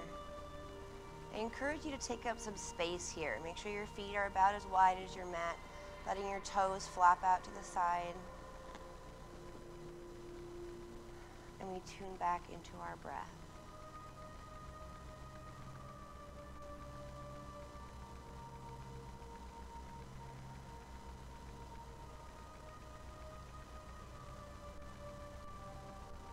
This is where I like to take a body scan, starting from the top of my head, letting go of any tension I might have in my forehead. Unclench your back teeth. Try to relax your tongue in the roof of your mouth.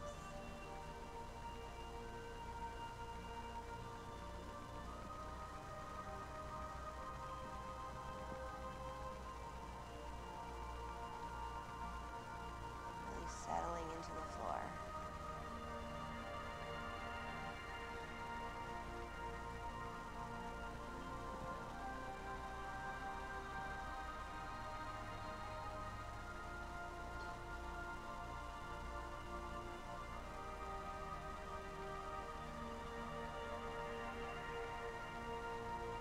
Trying to keep our outside thoughts to a minimum. If thoughts do creep up in your mind, that's completely fine and totally normal. But I like to imagine them like words on a marquee. You just let them come in and let them go right back out. You don't need to attach any judgment to it. You don't need to breathe life into it right now. There's plenty of time later. Just focus on breathing.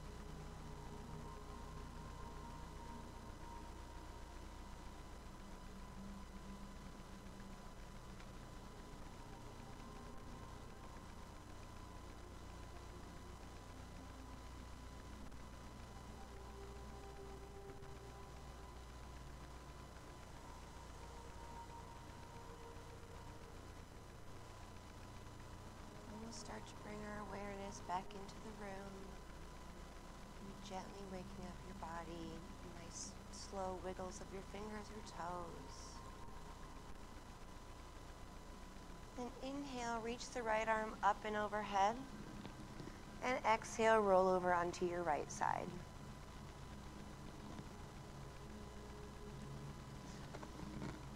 Use your left hand to press up, and we will meet back in a seated position.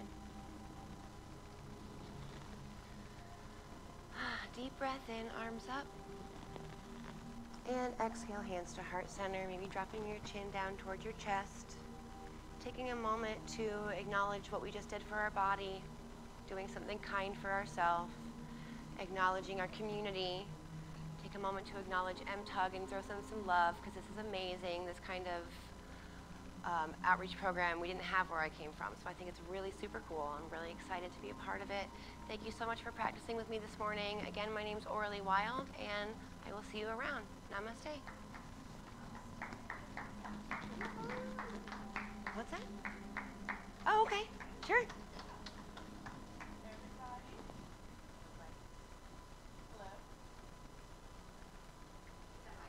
Hey. Whoa, there's my voice. So thank you, Orly Wild, for gracing us with yoga this morning. Yeah. So I just wanted to ask you some questions, Sure. do a quick interview with you if that's okay. Absolutely. Awesome. So tell us how long you've been doing yoga for. I grew up a dancer, and it's kind of ingrained in a lot of things. So I was doing yoga before I really knew what it was, but I really started practicing maybe about 4 or 5 years ago. That's awesome. So it kind of comes naturally to you. Yeah, a little bit. And you said that you're also a part of the burlesque community here in St. Yeah. Louis. So tell us a little bit about that. I mean, it's a good time. It's a good time. Yeah, you guys had a show here last night, That's right? good to know. We did have Yeah. a show here last night. Yeah, with and all it's- my friends. It's a booming community here. So Yeah. thank you so much for just gracing us with yoga and your talent and just being here to wake us up this morning. I know I was like in the back, like wiggling my fingers and my Yeah. toes, and I was like, yeah, I'm getting energized. I can't do some of Really? the moves on the floor, but Well, maybe not in those shoes. maybe not. Well, maybe You in look these good. shoes. Thank you so much. I appreciate that. Well, thank you, Orly, for doing some yoga with us this morning. And now, yeah, it's still a little early. Woo! All good. So now we're gonna, not tomorrow yet. It's just down today. It's just today. That's what happens when you're up all night. Yeah, we do still have a lot of time to raise $24,000. So come on, everybody, wake up with us. Let's get that meter up so we can raise the money for the Metro Trans Umbrella Group. Right now, we're going to kick it over to a video of a great ally and friend of the Metro Trans Umbrella Group. Oh, that's weird.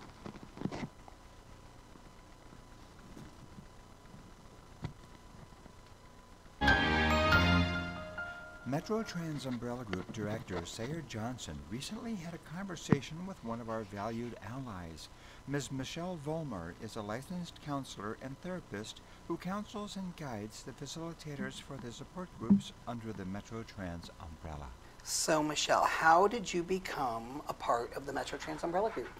Yeah, this is actually a great opportunity for me. I saw you actually, Sayer, present at the organization that I used to work at, and I was really inspired to join the organization, but at the time I didn't have the time, and I also just didn't quite know how my skills could be useful. And so fast forward maybe a year later, I don't know if that's the exact time frame, and the person who was in the position before me, who is a colleague and friend, was moving and talked to me. We ran into each other and was like, hey, would you like this position? And it was like, I wasn't at the organization anymore. I was in private practice, so I suddenly had the opportunity to do this.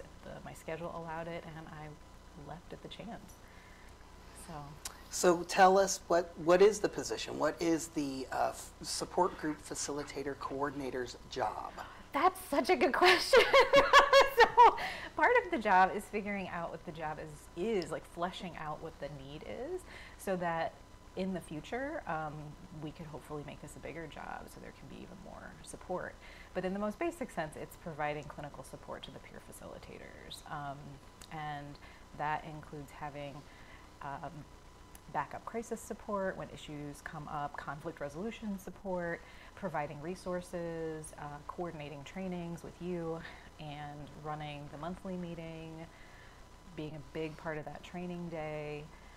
Trying to think, I was going through this list in my head because there's so much. There's a lot of little administrative things, just trying to make sure that everybody stays in the loop, connected, and has the resources and support that they need. to support the community. And one of the initiatives that we're working on is kind of creating a resource manual, like a training manual to help new facilitators come on board and have an understanding of, you know, what their responsibilities are, what their roles are, the resources available to them, so that can be a more seamless process, and that the community just, again, is more supported in doing the work that they are here to do. Sure. So how do you find the model of peer-led support enhancing or appropriate, I guess, for helping facilitate our liberation, helping support each other? Well, I can't imagine doing it any other way, really. I mean, it's so important for folks who come into this space to see people who look like them, who have their experience, right? Like, that is so essential, and that creates also a kind of safety for people that they don't feel in the community most of the time. I mean, granted, I'm like the outsider in this community, right? Because I'm cis-identified, and I take that very seriously, to not take up space in the way that like cis folks can take up space even when they're trying to be helpers. So it's really important that we have peers leading that space so that they can speak to the experience and create that safety and validation just by virtue of being themselves, right? And then there's also the possibility model that creates a lot of hope. I mean, I thought a lot about like, what does a possibility model give, right? It gives you the hope that like, there are people who are on the other side of this journey, right? Who are now in positions of leadership, kind of giving back to the community. And when you can see somebody in that space, I mean, that just creates hopefulness and a path. And yeah, it like makes me really emotional to think about it, because that's a really powerful thing to give to folks who are so struggling in their process, maybe just at the beginning. How have you found relationship building to be important to the job that you're doing as a support group facilitator coordinator? Yeah, well, that's really everything, because if people don't, if you don't have a relationship with folks, how are you going to get the work done, right? Yeah. Because it is such emotional labor at the end of the day. So creating trust and safety by building those relationships is what makes it, all the other pieces function. You know, I could do all this other work, and if the relationships weren't there, I don't think it would be effective. Trying to be a safe ally. You know, there are a lot of allies. I mean, I've heard from different folks through my time with the organization that there are allies who still are not always aware of their privilege and bring that into the space in ways that can be hurtful. And so really using the opportunity I have here to increase my own awareness and understanding so that I can be a better ally. And that's the other side of the relationship building. Like, I'm trying to create safety, but in order to create safety, I have to understand what that means to the people I'm trying to create it for. So it's a reciprocal process. Yeah, at the time that you came and presented where I was working with several trans-identified individuals and gaining a lot of awareness about the experience of trauma as it is lived by those individuals, right? So multiple layers of trauma in addition to whatever brought them in the door for therapy. And actually, before you had spoken, I ended up being, just by complete accident, one of the first therapists to ever have an individual come in and identify as trans. And that was before that organization was seeing all genders of individuals. Like, at the time, they were only serving female-identified survivors. And so I had a person come in, and I ended up doing a lot of advocacy to allow that person to stay while they were going through their transition, even though that wasn't under the necessarily like the umbrella of the population that the organization was serving at that time. So I was already on that path and wanting to be more involved when you actually showed up and gave your presentation, and so the wheels just kind of started in motion. No question, but talk to me a little bit about more specifics about how you support our peer support group facilitators. Yeah, that ties in with the relationship building question, right? So yeah. Having to really build those individual relationships so that people feel comfortable coming to you. And some of it, I don't really know what label to put it under in terms of like previous professional experience, because I'm not a counselor to anybody, I'm not anybody's supervisor per se, but there's a way in which the relationship becomes a place to take care of the peer support facilitator so they can continue doing the work. So that might mean sometimes helping people through really difficult personal stuff so that they can maybe either connect with the resources that they need to take care of themselves, or just offering different coping skills that, you know, I am aware of because of my role as a therapist in the other parts of my life, to just really resource folks in a way on a personal level so that they can take care of themselves, so that they can keep being out in the community and take care of others. So the big final question, I think, is how has working with transgender and non-binary adults affected you?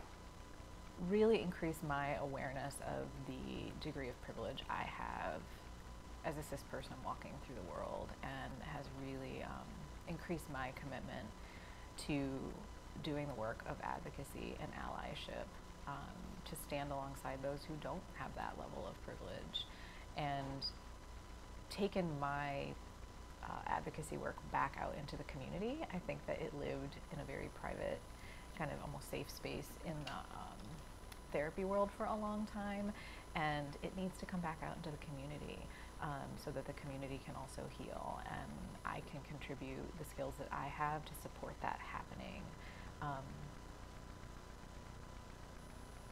Yeah, I think it's just gotten me a lot back in touch with my social justice advocacy roots and values that, like I said, went a little bit underground when I went down the rabbit hole of becoming a therapist. So,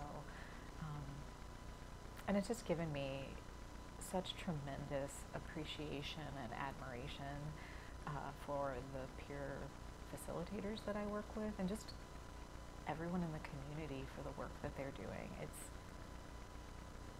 I know it might sound cheesy to say inspiring, but it really is, because it is such, as we've said, good, hard, important work, and I feel incredibly honored to be a part of it. And I also really look forward to the day that my job is filled by a trans human, and I'll be sad when I have to step down, but I'll be also super, super excited when I can hand this off to somebody else.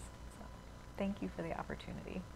For more information about Michelle's private practice, go to www.mlvolmerlcsw.com.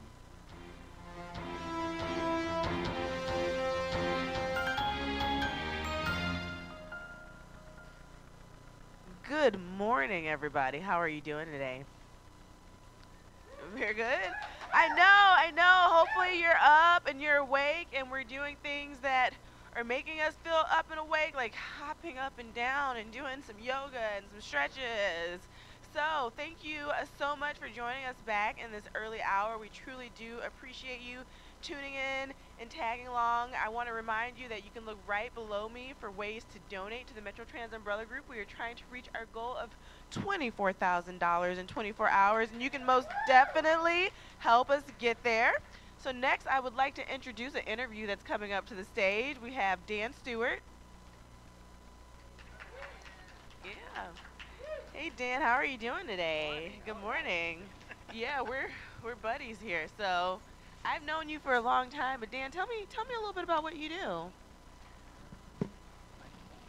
Oh, okay. Well, we're gonna hold off on that for a second. So excited. I'm so excited so too. excited to be here. So a little bit about myself. Yes. My tell name's us about Dan. you. My pronouns are he, him, his. I am the SAGE program coordinator and training coordinator at Promo. So SAGE is our older adult programming for individuals that identify as LGBTQ across the state of Missouri. So we do a lot of advocacy and education to make sure that people are caring for, just like it sounds. Yeah. We just got some feedback going on.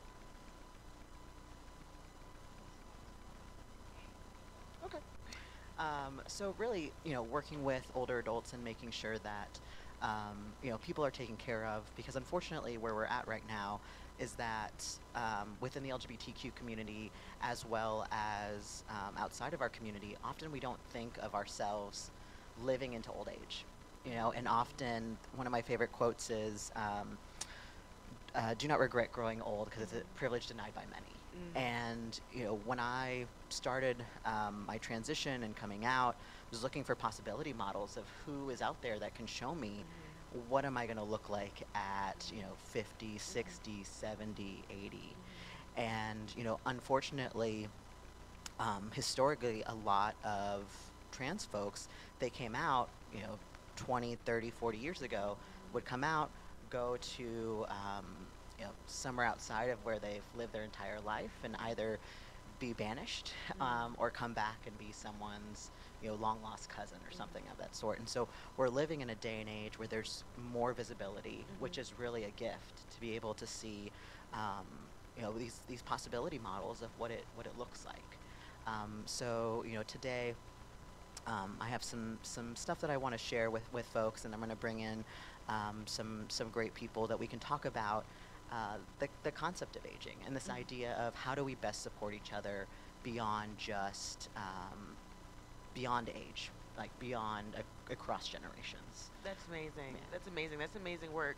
So what are you talked about some of the things that the LGBTQIA and trans non-binary community face as they're getting older. Can you tell us a little bit more about that and maybe some of the emotions that might come along with that? Yeah, most definitely. So currently there are about 2.7 million individuals that are 50 plus who identify as LGBTQ across the United States. To put that in context, that's about the same size of the city of Chicago. Wow. And so part of the problem that we see, like especially when I go out and do education, is that people don't realize that like queer and trans people exist past the age of 50. And so what we're seeing now in terms of like what are the major concerns, it's about accessing services. Right now there's a federal lawsuit in St. Louis for the lesbian couple that applied to go live in the long-term care retirement community. They were able to go, they put down a deposit, and then were denied housing. And unfortunately, that is the main phone call that I get, on a weekly basis, are individuals who are seeking services and then are getting no in the face. And for our trans folks, with a number of us not having documentation that matches, often means that people will avoid receiving care. They rather kind of isolate and stay at home than risk being out. And that's actually how I got into this work is I'm a gerontologist, aging specialist, and my first day of my master's program, there was a question of, okay, imagine yourself at 80. And where are you going to be? Who's going to take care of you? All these sort of things. And I had just started transitioning while in my master's program. And I had to think for the first time, okay, as a trans masculine person, my documents weren't changed. I wasn't married. So if something were to happen to me, who's going to make those decisions? With a lot of trans queer older adults, less likely to have children, less likely to be partnered. And then the idea of having to rely on someone else to give me my testosterone.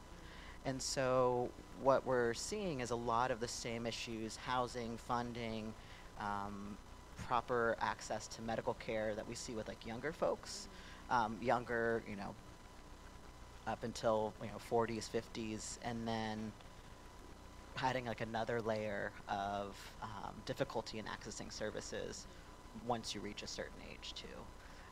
So yeah, a lot of the work that we do is essentially a lot of community education, teaching a lot of service providers of what to look for, how to be supportive, and how to acknowledge. And for me, this is super important work because these are the founders, the elders, the folks that have been the possibility models of like how we can exist as trans and queer people in a way that I definitely know I need to see.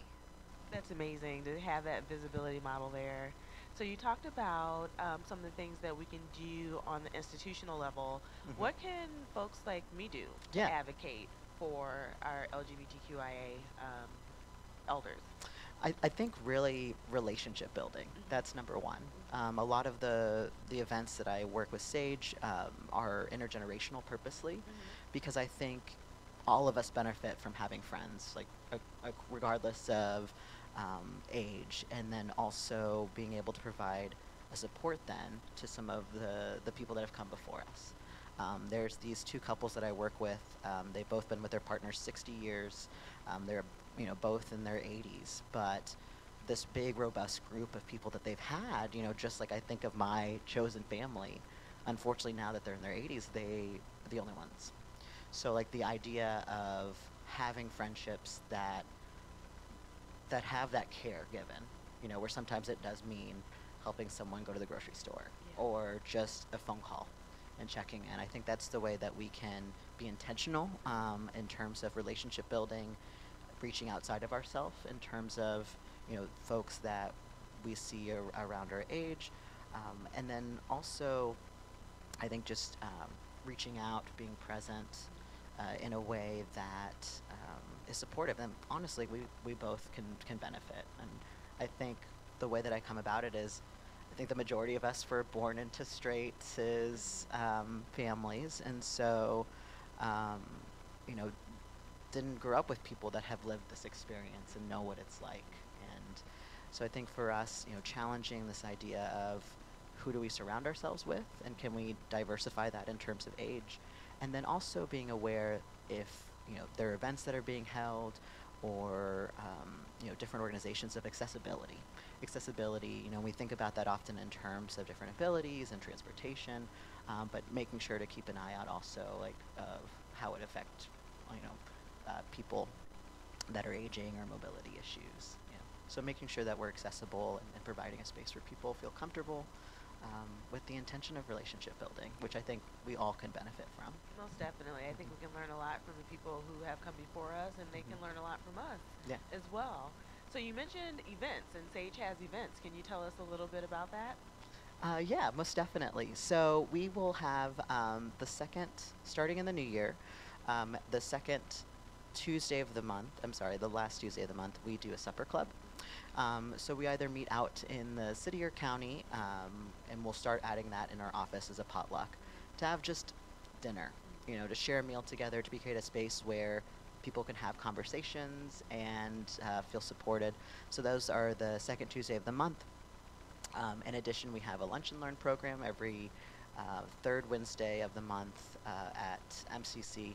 And so folks are always welcome. It's a free lunch that we offer, and some sort of educational element, or just, again, having some community building. So go get your education and your food at the same time. Oh, There's yeah. no better mixture than that. Most definitely. Well, Dan, thank you so much for joining me today for this interview. I truly do appreciate it. I appreciate you and the work you do, and I'm happy to call you a friend and a supporter of MTUG as well as our community. Yeah, thank you. You're Appreciate welcome. it. Yeah. I think at this time we're going to take a little break, and then we'll bring in a toss panel. it over to Sayer.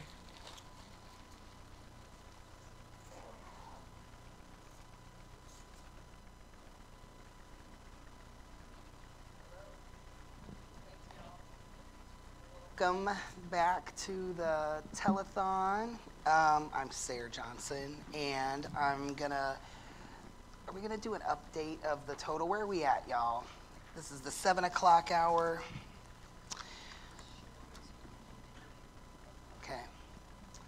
So I'm gonna talk to you all about monthly sustainable donorship. Monthly sustainable donors help create predictability in our budget.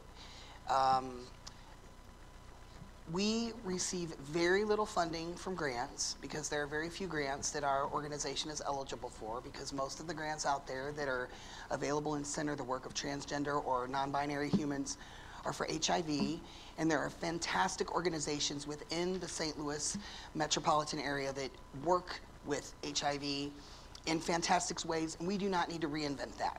So it limits our ability to seek, write for, and achieve grants. So most of our financial stability comes from events like the telethon, small fundraisers that folks provide for us, but most importantly, it's monthly sustainable donors. And it's a simple model. It's basically, you give us $5 a month, which $5 a month can mean a bus pass one day for a human to get to and from one of our support groups. Or let's say if you gave us $15 a month. So the Metro Trans Umbrella Group has 4 part-time paid staff. We each receive $15 a month, because we believe that everyone's work is really valued and equal, and we believe in a living wage for the folks that we choose to employ. I happen to be one of the employees of the Metro Trans Umbrella Group. I get paid 25 hours a week.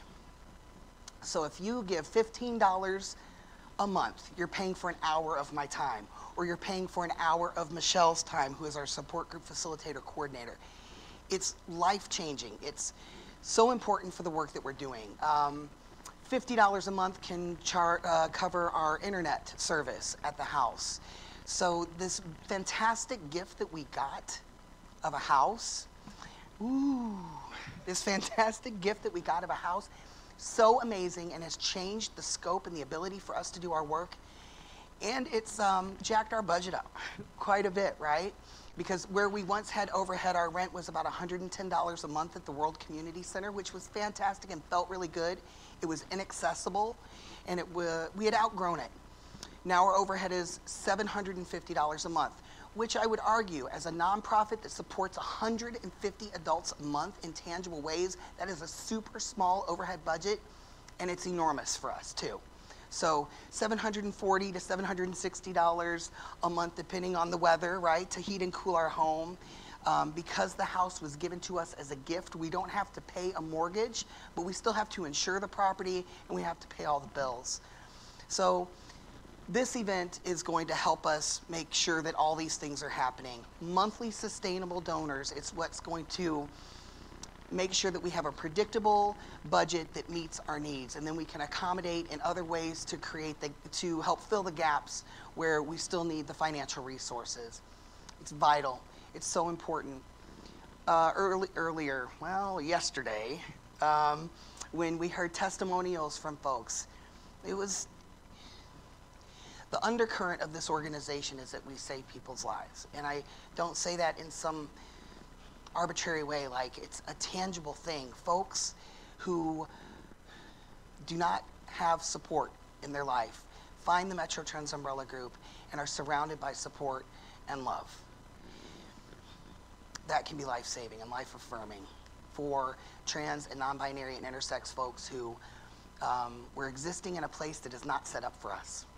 Systems are not in place for us, and we have to create our own systems. So I believe that the work that we do is so vital and so valuable to trans expansive humans in the metro area, and I'm grateful to be a part of it.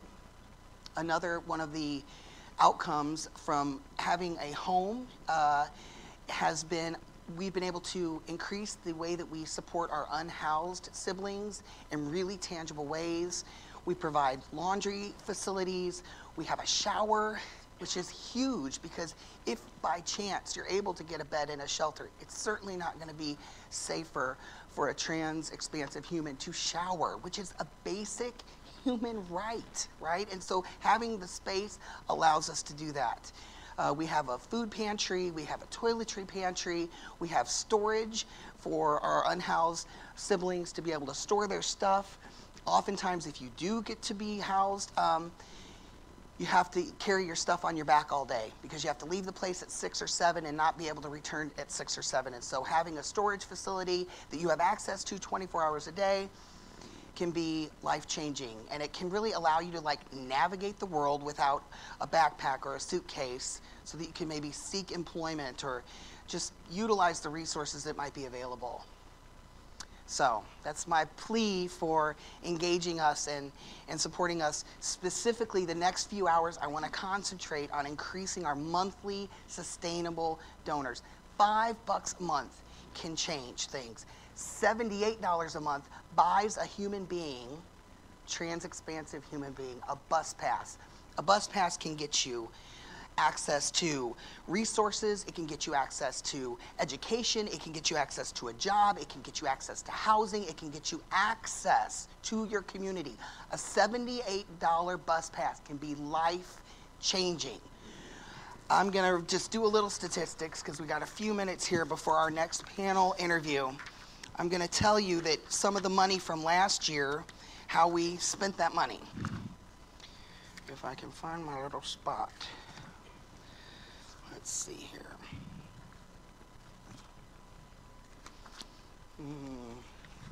Somebody can find that for me in another binder. This isn't my binder, so I'm not as familiar with it.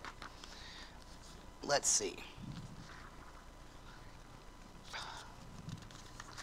Okay, so in 2018, thus far, We have assisted 40 trans-expansive humans with name changes, tangibly with $130 a person, a total of $5,200. That doesn't include the folks that we've talked through the process or assisted with paperwork. That is probably double that number. But tangibly, financially, we've provided $5,200 for folks to get their documentation changed, which is huge. If your documentation and your identity match up, it's much easier to get a job, get health care, get all the things that you need to survive. We've spent $1,800 in bus passes over the last year. We could quadruple that to meet some of the needs of our community. Our unhoused support, specifically with sleeping bags and mace and things that folks need, we've spent about $1,045. Leadership development, which is vital because transgender and trans-expansive humans need leadership development. That is a line item in our budget because it's important. $3,000. We've spent about $1,200 on supplies for our headquarters. That's everything from toilet paper to coffee, and that's in a year. So some of the improvements that we've done to our home over the last year is we painted, we bought some curtains, we had to get a bazillion permits to get our very awesome ramp that makes our building accessible, as well as our bathroom that is accessible to most humans, and that cost about $4,500. We had to put a new water line in, and that was about $9,500. We're gonna need to do some tuck pointing. We're gonna need a new roof on our garage. We just need some basic things. So these are the ways that your money's gonna tangibly support the work of the Metro Trans Umbrella Group. So that's what I got. Monthly sustainable donors, that's what we're gonna keep talking about for the next few hours. We're gonna reach our goal. I believe it. I believe in this community. I believe in the work that we're doing. And all right, I'm gonna turn it on over to Dan now, and we're gonna do a panel interview. Thank you, Sayer. I think that's a really crucial point of sustaining membership, right? Of that, it's so great to raise funds like this in big events, but in order to make sure that MTUG is thriving throughout the year, having the sustaining membership $5, $10, $15, $20. I personally am a sustaining member because I personally am one of those lives that was saved and shaped by MTUG, and being able to find myself as 5 years post-transition, having now a family and support, and being able to live and love and grow as a transhuman, doing work in the community, very much am grateful. So, always encourage other people to sign up, and it's easy. There's a link. Please follow it. So, so we're going to take some time today, talked a little bit about with Lady Ashley of the work that Sage does, and really ultimately having a conversation of how can we be more intentional, inclusive, understanding of all of our community across the age spectrum. Because I think there's often a lot of time where we focus in on youth, and that's wonderful, and to think of, little 5-year-old Dan having access to services, who even knew? Wow.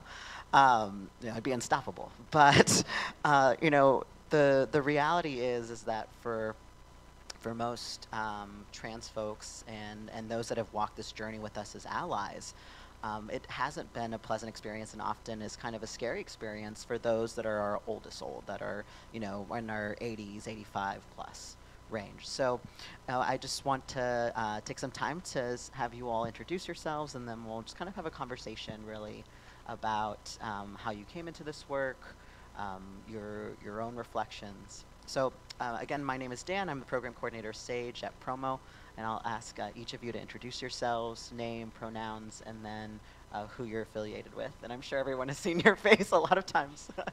I've only been on a couple times. My name is Elaine Bruni. My pronouns are they, them. I am board chair of Metro Trans Umbrella Group. I'm Sister Nancy Corcoran, representing the Roman Catholic Church that really meant to be here today. My on pronouns, a Sunday of all days. On a Sunday morning. The Lord's Day, yeah. And my pronouns are she, her. And if you're a nun, you really, because you live a socialist lifestyle, you really don't have to worry about aging, because it's already in the package. So those of you that are worried about aging, you might want to think about becoming a nun, because you know, I'm not really worried about it. You know, it's interesting that you say that, because I was probably very close to becoming a nun on many occasions. Too late now. No, it's too late now. That's, I guess, once you change genders, they're kind of against it, right? I don't fit like the prototype of a nun, but I think I would still look good in a habit. You look good in anything. Thank you. All right, Sister Nancy, we're waking up this morning. Well, thank you both for being here and allowing me to wake you up early in the morning and to wake you up from sleep. So, to get us started, how did you, both of you, get involved with the LGBTQ community, like in terms of volunteering, in terms of engaging? So I retired from a job in education, and I promised my good friend Jill All that I would volunteer at the LGBT Center because she was the volunteer coordinator. So I volunteered there and met lots of people, and that was the place. And I met Sayer Johnson and, started to kind of get involved. I worked with youth with the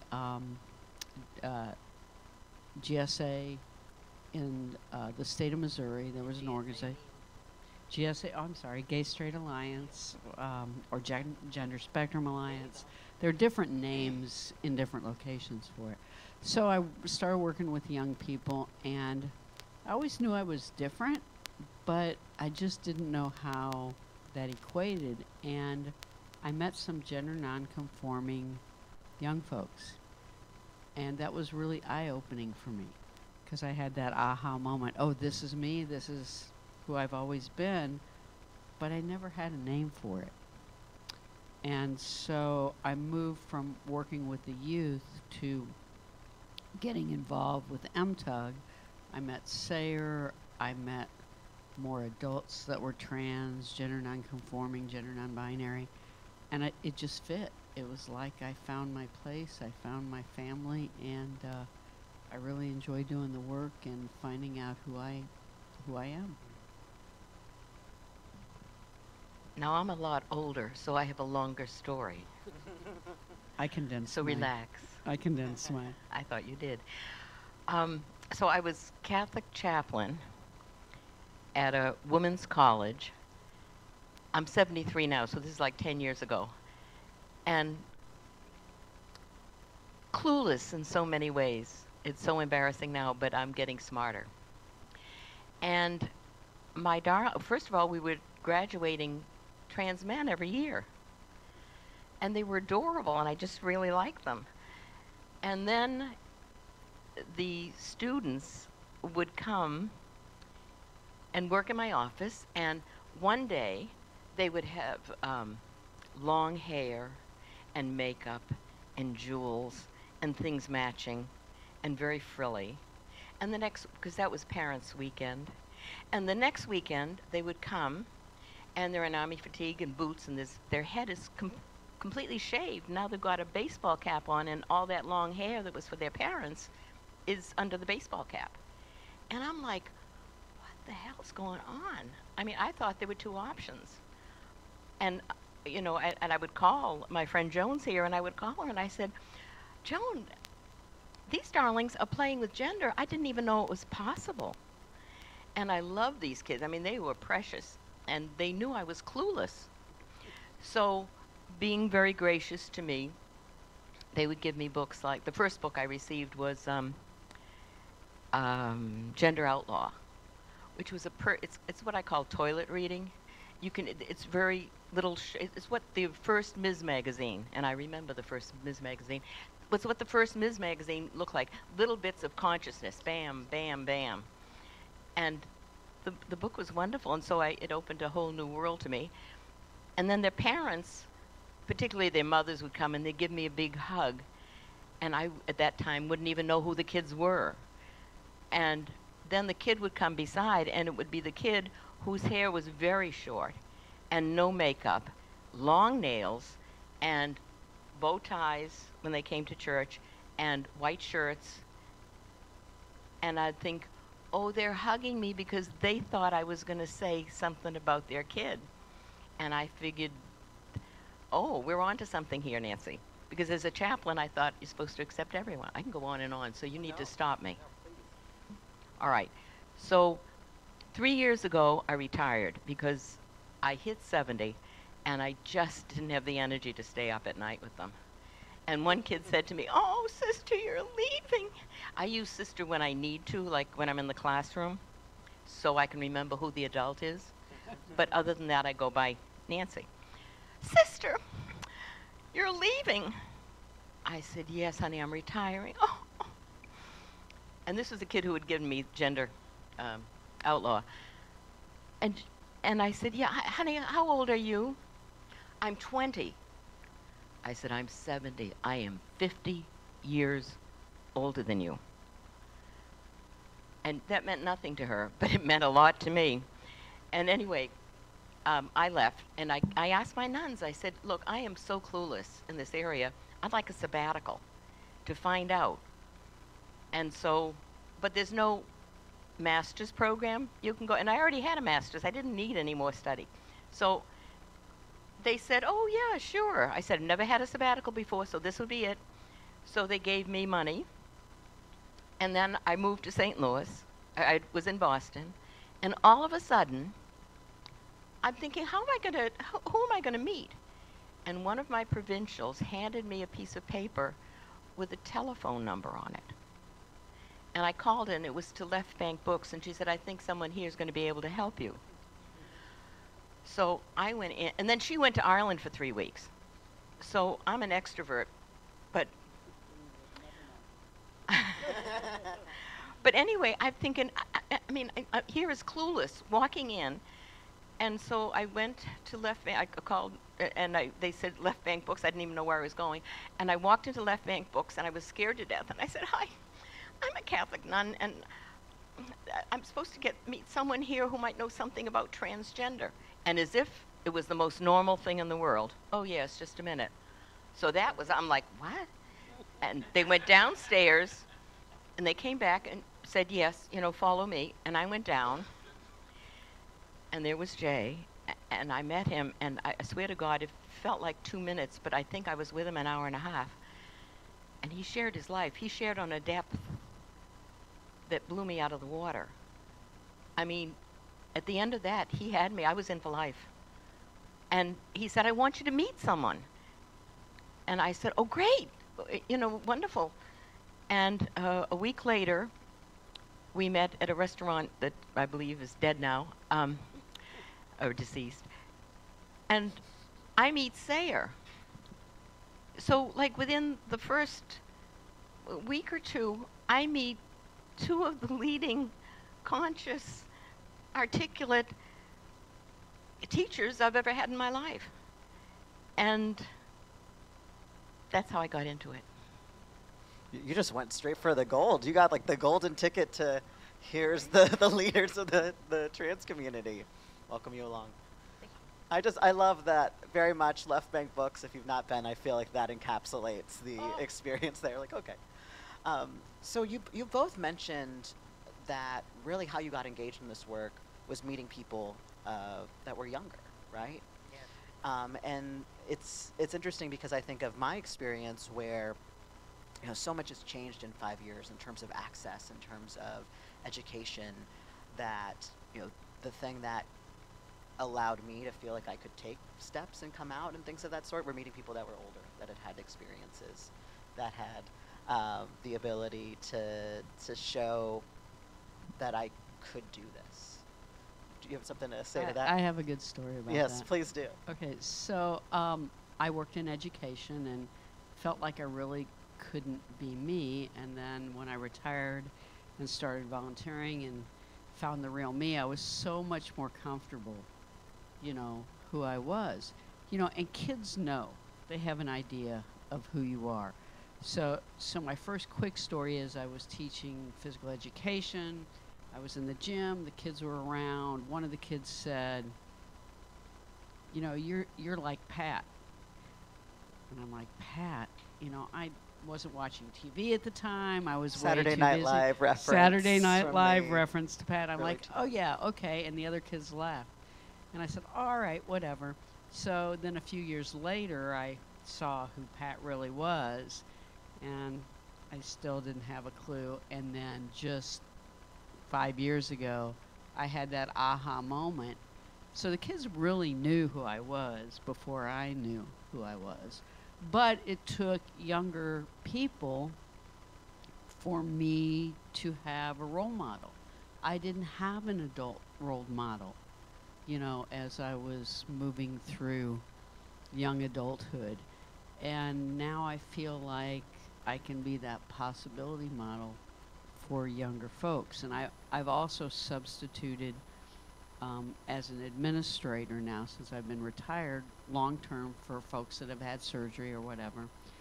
And I go to school in khakis and a shirt and tie, and it's very accepted now, whereas 6 years ago when I was working full-time, I don't know it would have been. And I had an interaction with 2 young trans male students early this fall, and one of them was a really outgoing freshman, and the other was a very introverted sophomore. And so the freshman came up to me in the hall one day and said, "Hey, do you know so-and-so? He's my friend. We met last spring." I said, "Yeah, he works in the office." He said, "Yeah, we're really good friends. This girl introduced us, but we're not friends with her anymore." I said, "Oh, okay, whatever." So then he said, "You know, we really like you. We think you're really cool." And then before I could get anything out of my mouth, he ran down the hall like a typical high school freshman. And so that made me realize that, you know, he really was saying, you know, I see you, I know you see me, you know, you get me, you listen to me, you're here for me. And so that really hit hard, because I'd never thought that I could be a possibility model for younger folks. And now I'm really grateful that as an older person I could do that. I think that's a really important part of you know, working in the community, is the importance of just visibility, if possible, right? Visibility as an ally, visibility as a trans person, so that others can see and take notice, and then, you know, feel comfortable in and of themselves. Because even hearing you say that story, I helped facilitate the locker room for about 4 years, and now, you know, on the other side of it, of someone who utilized those resources and that peer-led support, now in a space where I see folks that are coming in where I was, you know, 5, 6, 7 years ago. And it's a really beautiful thing to see that growth. So sister, you were talking about in your experience of working as a chaplain. I was raised Catholic, so maybe that's just like my natural inclination. Nancy, thank you. When you were working as a chaplain, you mentioned to that individual, like there's a 50-year age difference, and it seemed like to that person there wasn't recognition of that, right?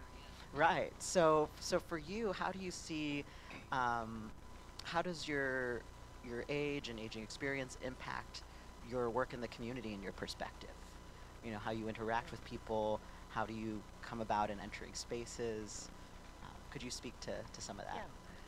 So, well, somebody said to me recently, "Oh, I bet you do a lot with young trans people." And I said, "You know, I really don't, because I find that younger people, they already know who they are. They don't need affirmation from me, but their moms and dads do, if they're Catholic, and their grandparents do.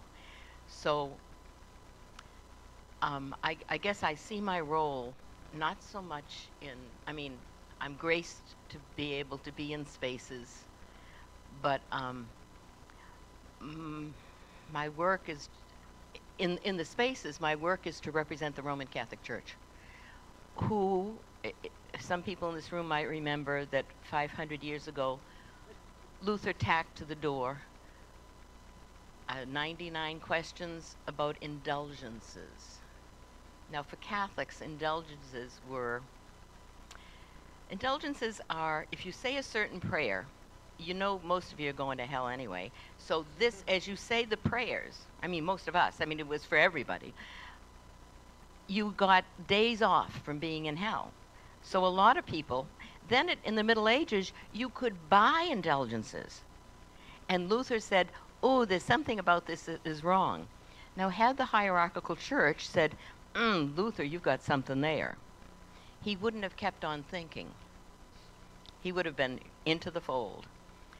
You might remember when Galileo said that it's the earth that moves.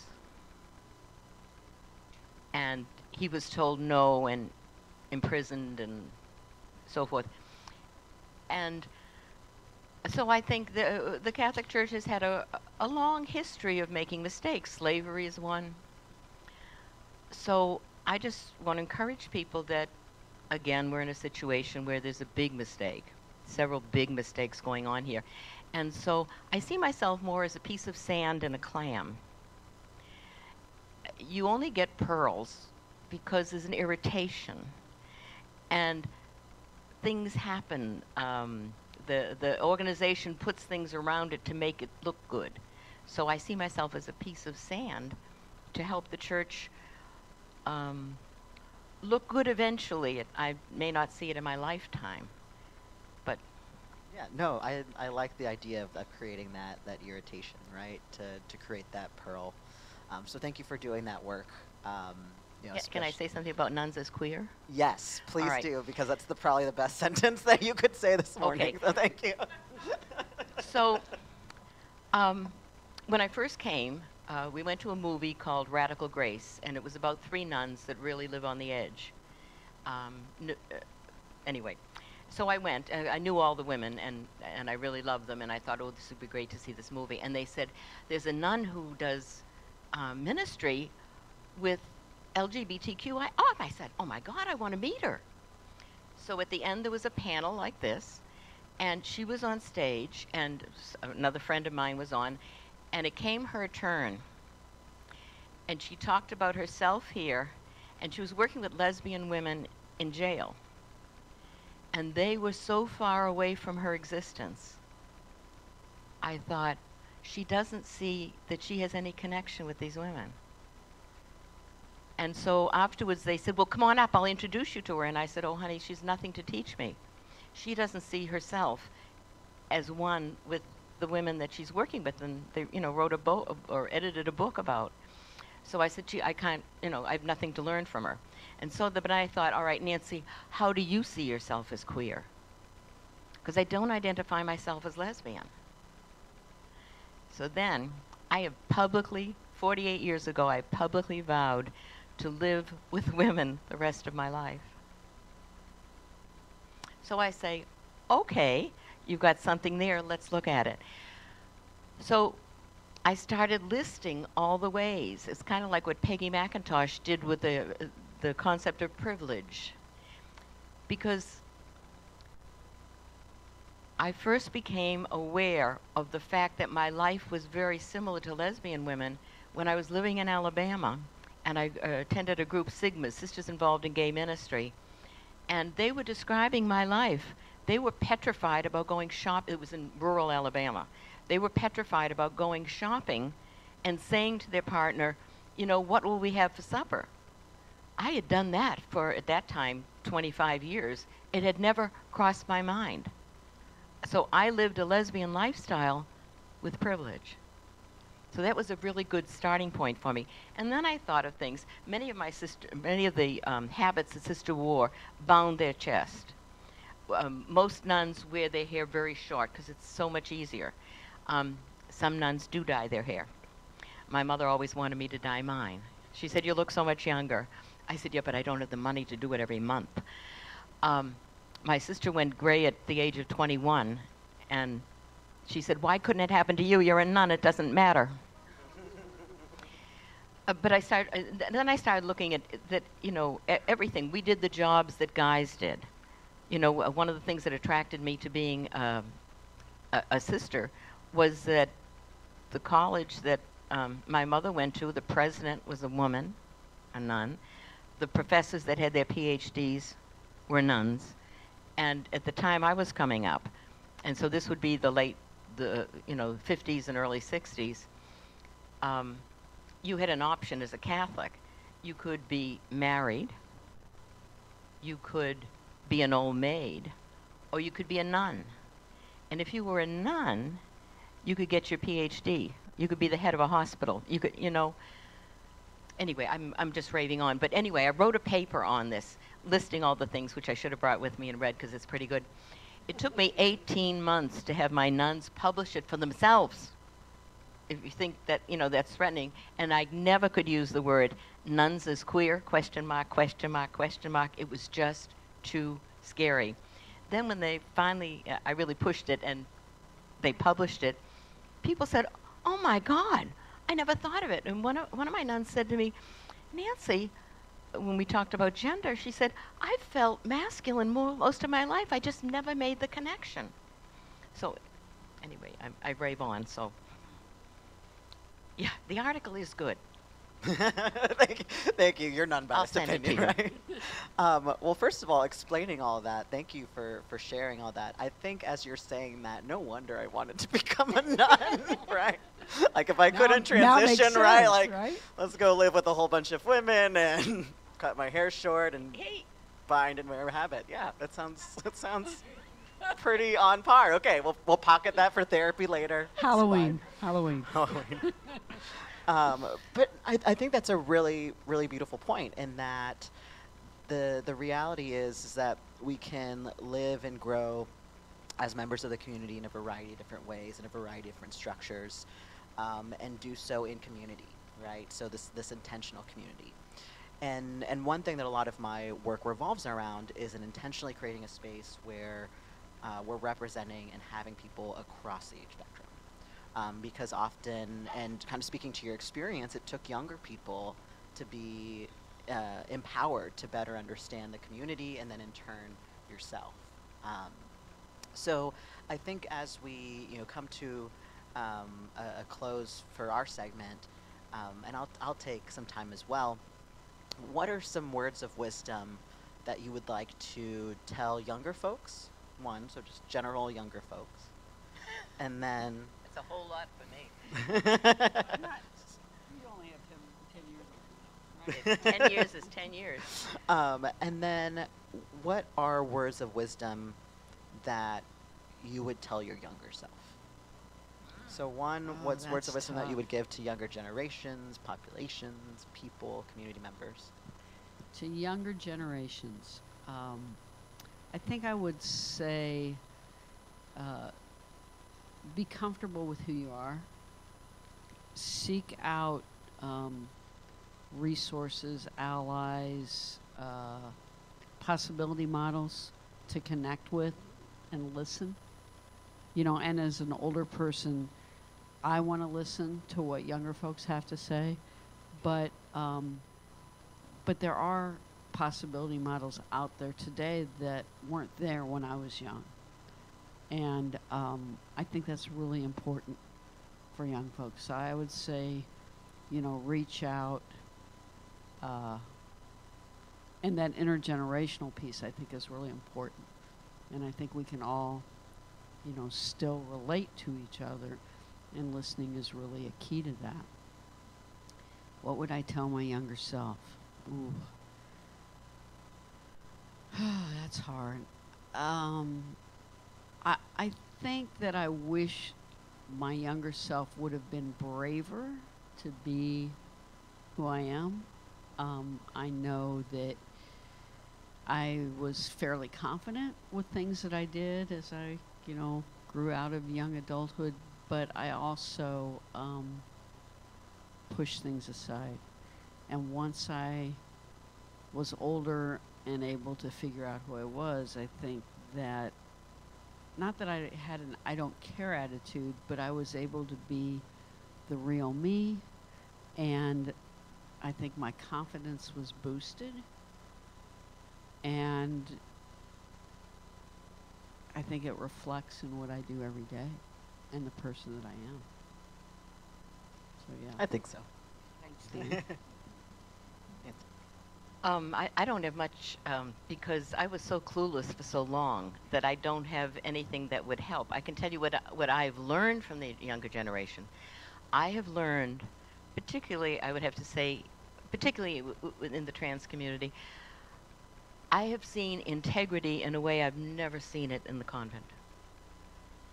And that is such a, I mean, I think, you know, I mean, I buy the God thing, and I think we're meant to be who we are, you know, and I just don't, you know, just to be who you are and have the courage, and in this culture, it's so horrendous. So I'm just awed by the courage that I see of people who I really admire. And the other thing is when I am with the Transparent or PFLAG, which is now Parents and Friends of Lesbian and Gay, really most of the emphasis going in for gender expansive and trans parents of and friends of trans or gender expansive folks, is unconditional love. And again, I'm learning it that I did not, not that there isn't love and integrity and stuff, but I see it so beautifully manifested. So that's what I probably learned. I don't know that I have much, you know, for my younger self. I mean, I bought the system till I was 20. I bought the whole, I mean, when I was 33, I didn't know anyone who was lesbian or gay until I went to that Sigma meeting and realized and wrote to all my friends. And the guy that took me to the junior prom wrote me immediately. And he said, we need a long, we had a 4-hour conversation when I went back to Boston from Alabama. You know, I mean, it was just, I mean, that's how clueless. So I don't think I have much to offer that way. Well, I appreciate the honesty there and the idea of, you know, we in of ourselves can be visible and offer information and kind of testimony in our experience by just living, but then also always the opportunity to learn, you know, regardless of our age, regardless of our experience. You know, and I appreciate you both coming up here and sharing your stories and experiences, you know, talking about how the age is a spectrum and having the ability to kind of be someone that's a, you know, older in the community. I think for me personally, of those that I would speak to younger populations, of what, as Elaine was saying, that they're, again, continue to be yourself, I think, especially with our younger folks, of the bravery and brilliancy of knowing who you are and living that truth from an early age. Would probably have saved myself probably a good chunk of money in therapy to handle that a little sooner. But, you know, I think that is, you know, a really beautiful thing to uphold. And then I think for me, the phrases of like what I could tell myself is ultimately, you know, just to continue to be true and present for what we have going on. Can I add that that's a God thing? Yeah. And I appreciate that and the idea of you know, being who we are and who we're made to be. You know, there's a book that I want to share just a little segment of, To Survive on This Shore. It's a beautiful photo project by Jess T. Dugan and Vanessa Fabre that looks at individuals that are over the age of 50 who identify as transgender, gender nonconforming. And the first time I looked at this book, I cried. Because it was people who look like me, who come from a variety of backgrounds that have lived.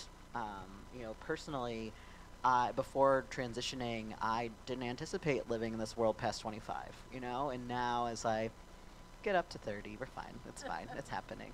It's funny, I'm a gerontologist, so I shouldn't be ageist. Right. You know, it really showed me and taught me that this is what we can do to better support our older adults. So I'm going to read just a small segment as we go over to that, because I think it speaks to what we were talking about being true to oneself. So this is from Duchess Milan, who is a 69-year-old transgender woman. I just know I'm me. I don't think in terms of names and forms and all that. It doesn't matter. I'm just myself, and that's who I am. I'm at peace with myself. It's the most wonderful feeling in the world because you're never in a hurry to get somewhere, you know, to prove to anyone that you know who you are. I know who I am, and what other people think about me is none of my business. So that's who I am. I identify as Duchess. My mother said, when you die, you stand there before the light and you said, was I worthy of myself to know that I have liked me? I like me. Okay, and I will tell the whole chorus, honey, I like me. I don't hurt anybody, I don't do anybody wrong, you know. I've dealt with everything I can as much as I can. So just find that inside yourself and take time with that person. Faults, flaws, wishes, all of it, it doesn't matter. We're not going to get it all. None of us get it all. But what we do have, we can polish it till it blinds them.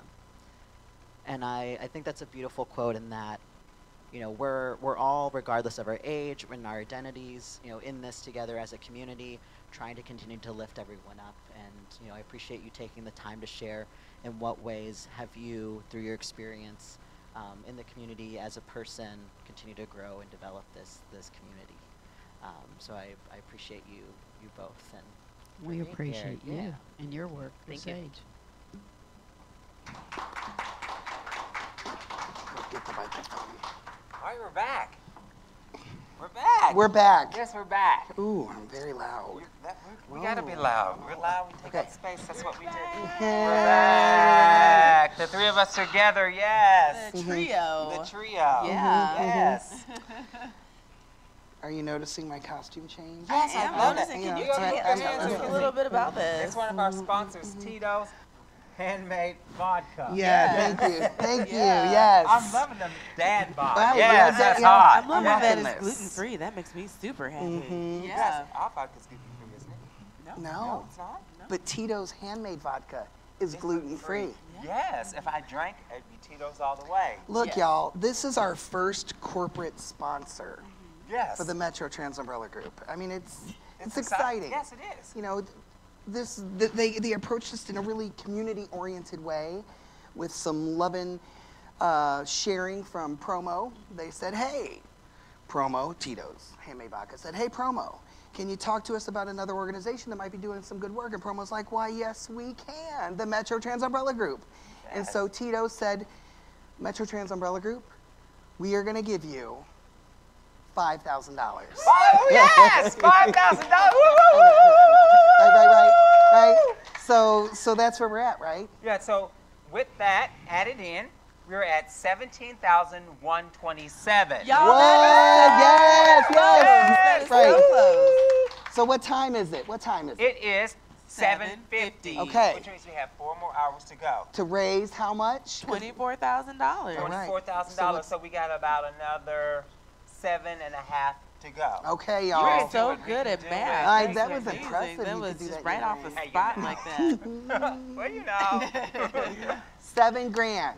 Can we do it? We can do it. $7,500. I know we can do it. I Yeah. know we can do it. Most definitely. All And right. to get us to that $24,000, I just wanted to say thank you to some of the people who've already donated, like Janet C, who donated $100, Daniel S, who donated $50, Aria F, who donated $200, Yes. Chad K donated $300, What? and Samadi N, hey Samadi, Hey, Samadi. Yay. donated $50. But I want to say thank you so much to all of those people, but also stress that what we need to keep going is monthly donors. Yes, Monthly monthly donors. donors. Yep. Because just for a monthly donation of $5, we get a round-trip bus fare to support groups.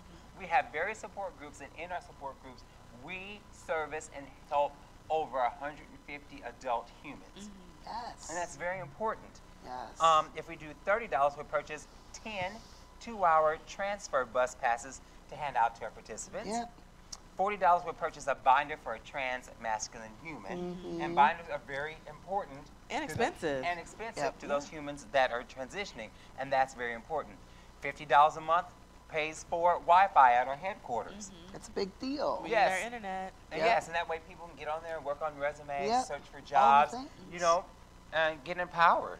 $78 pays for a monthly life-affirming bus pass. Life affirming. Yes, that Bus means you can get passes. back and forth to the doctor, To work. to work, Yes, yes, yes. to yes. everything. To support from the Metro Trans Umbrella Group. Yes, Yeah. $100 provides a pizza party for one of our support groups. Woohoo, which who doesn't want to celebrate? I Yes. like Right. pizza. Yes, $130 pays for a scholarship for a trans expansive human to get their name changed. Huge. Huge. That's a big step in transition, and a lot of people, you know, that is, I'm going to say life or death to them. Cause, Absolutely. Yes, because some families never want to give up on that dead name. Yes.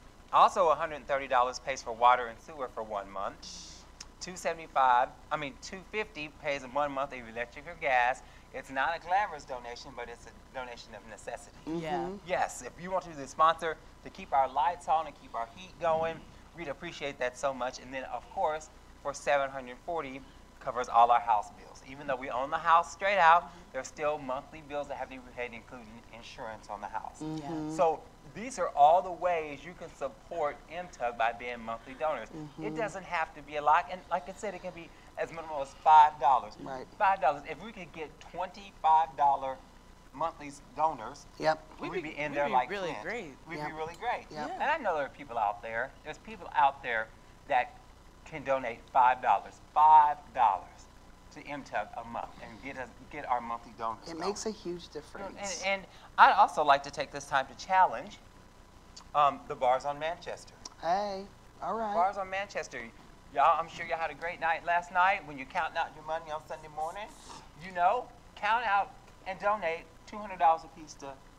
Call them in. Call them in. Call them in. We'll give you shout outs on the Facebook. Yes, we'll give you shout outs. We'll say your name right here. Yes. I know those bars on Manchester. I'm not going to name names. Okay. Because I got in trouble for doing that once before, but I'm not going to name names. Well, you know, my philosophy is, you know, act now, ask for forgiveness later. But, you know, bars on Manchester, you know who you are. There's several of you who can reach deep and give $200 a piece because, you know, we come to the bar, we spend money. I worked for every bar on Manchester. Just do it as a personal favor to me. Donate $200 a piece to MTUG. We greatly appreciate that. Yeah, that's such a specific number, but I like it. You got to be direct and straight to the That's point. right. Well, I don't say just give it just $200. $200. Come on. And it's important because they're a part of our community. And Yes. we support them, and so we want that support back. Yes, because sometimes it's time to reciprocate. Right. Right. I want to do let the pendulum swing a little because you know the Tito's, I'm feeling it. I'm feeling Tito's handmade vodka Are for you? sure. Are you feeling it? Or I'm are feeling you it. Well, not feeling feeling it. it? I'm feeling it. I'm feeling the. You're feeling it. But But you know that sweater? Right. It looks hot on you. I want you to Right. wear it the rest of the day. Oh, it's hot though. I mean, it is hot on me. It's Is it hot. hot? I Well, that's why I'm you sweat like a- furnacy. I know. Yeah. But I want to hold space in a different way, right? Because while I appreciate Tito's handmade vodka so very much, I just want to say that Left Bank Books has been a lover and supporter of our organization from the beginning. They have been our not corporate sponsor from the beginning. And I just want to give some loving because Left Bank Books yesterday gave us $1,000. Yes, right? $1,000. Yes. Left Bank Books. Thank you, yes. Left Bank. Chris, Thank you. Jarek, we love you Chris so and Jarek, much. thank you Thank very you, thank much. you. Ongoing partnership with that organization. What Mission Taco, right? Yes. On the in the Central West, and they fed us Yes. amazing burrito buffet last night. Yes. Right? Yes, and Planned Parenthood of St. Louis region. Yes, they gave us a $500 donation. Yes, and then there's Haley Moore of Kaleidopy Massage Studio. Yes, I can't. They were a donor, a Yes. substantial donor. Morgan Keenan, Keenan. yes. Yes. Amy Sislow. Yes. Sue Gibson. Starbucks, they supplied us with infinite amount of coffee. Yes. It woke me up this morning. It was necessary, let me tell you, to get my day started. Thank you, Starbucks. Yes, Arliss Litigation Services. Yes, who provided some of the cameras and some of the equipment that we're using. The same with St. Louis University donated some of the cameras for our use for this 24-hour telethon. You have helped keep us up and running, so thank you so Yes, much. we just want to thank all our sponsors. S.A. Billings from the St. Louis Gender Yes. Foundation made a generous $1,000 donation. Jason Heiser made a generous $500 donation. Just so much loving, right? Yes. And holding the space for all these And a folks. person named Clayton L. made two $500 donations. Two? Yes, two. But he was later he was earlier in the telethon. Okay. So we want to thank him. And that brings me to, there was a human who, when we kick-started on Giving Tuesday, where we raised $2,000, one human donated $1,000, and I Facebook messaged him, and I'm like, can I give you a shout out on the telethon? And so I'm gonna bring it real for a second. And he was like, he's like, no, I had lost a friend to suicide over the last year, and I just want you to hold some space for folks who are struggling in that way, and encourage them to get support in whatever way might feel good. So thank you for your $1,000 donation, and we're holding space, and and doing what you asked. We, you know, we experienced that as a community over the summer, and so, you know, like we're having a good time and it's fun and games, and again, Metro Trans Umbrella Group can be a life-saving place for folks. So, so yeah, holding some space for that, right? Mm-hmm. Okay. So I guess it's time to mosey on over. Yep, I got to take off the sweater. You gotta I'm take off the burning sweater. up. I'm And burning before up. we move on a personal note, a lot of people have texted me about how am I doing because Okay. you know You're right. I've had some health issues. And then here you are. Here I am. Yes. I've taken my medication. I did my blood pressure. Everything's fine, and I'm getting plenty of rest. And everyone here at the Telethon's been making sure I had plenty of water and stay hydrated. So I'm doing good. I'm hanging there for the long run. All right. Yes. All right. Yes. But you know what would make me real feely good? If we reached $24,000. Yeah. That would make me feel wonderful. Yes, yes. Yes, yes, yes. Now, So we're gonna we get to mosey. do our coffee talk. Coffee talk. Coffee talk. Coffee talk. And we have two guests this time for coffee talk. Okay, go take your sweater off. All right, We'll okay. go- we'll walk over here. Oh, the sound. We got a theme show. We got we got Theme theme song. music. All right. Because today's show ain't got nothing on us. Yay. Yes. Come on. We're going to go over here. I need a beverage. I need a beverage. Ooh, sorry. Where do you want to sit? I don't know. Okay. I should drink water. Yes. Toy. We have a theme song and everything. Hi. Hello. Hello. Hey. Hey. This looks like the good, like, guest seat, right? Yeah, I think that looks Like this, not too, I mean, comfy, that mustard yellow that we all love. Soft velvet. It doesn't get classier than that, right? The sad thing is my family had all these chairs when I was growing up. But they were covered in plastic, right? No, we were uppity. We didn't cover nothing. We knew better because Georgia was not playing. You don't get no oil sheen or your dirty clothes or nothing on the furniture. okay. Yes, because we were brought up right. But no, it was, when I walked in and saw these chairs, I went, oh, Lord. They have been to 7600 Brooklyn Avenue in Kansas City, Missouri, and brought these chairs on down here. They needed you to walk down memory lane. Ooh, it took me way down memory lane. It took me how bad I used to be and how many times I got a spanking on these chairs. And, you know, it's okay. It's all about the love. It's, all, it's very family. It's very family. That's what it's about, being very family. Yeah. So what are we going to talk about today? I had kind of a serious thing I wanted to talk about. Let's talk serious. So it's a concept. And you know what? I think we could invite our guest, one of them, Mr. Stephen Holdsworth, up because I'm interested to hear maybe he might have some insight on this. Okay, come on up, Stephen. Stephen Holdsworth. Welcome, Stephen Holdsworth. Probably just one. Thank you. Oh, Hi, Stephen. How you doing? Stephen. Good morning. Good morning. recorded one or? $24,000. $24,000. Call now. Send now. Do whatever you need to do. Get that money in there. All right. That's that. We needed to plug that. It's always Yes. important to plug that. Yes, we do. Yes. How you feeling, Stephen? Yeah. I am feeling great, and I want you to know there are very few things that would get me up at 6 a.m. on a Sunday morning. Very, very few. And this was one of them. Oh, thank So glad to be you. here. We're glad to have you here. We recently partnered with Stephen and Art House for a documentation clinic that was super successful. The hostess with the mostest. It was lovely. It was great to be in your space and reaching out to folks in that neck of the woods, right? And just taking up some space. Yeah, we really appreciate it. Well, we loved having you. It was such a glorious day. And the thing that struck me most was the families that would come in. Yeah. And so, like, parents bringing their kids in who were transitioning and needed to get that paperwork rolling, and the whole family would come. So it was the parents, the siblings, everybody came, and it was just a wonderful, wonderful day. Yeah, it was really good. It felt really good.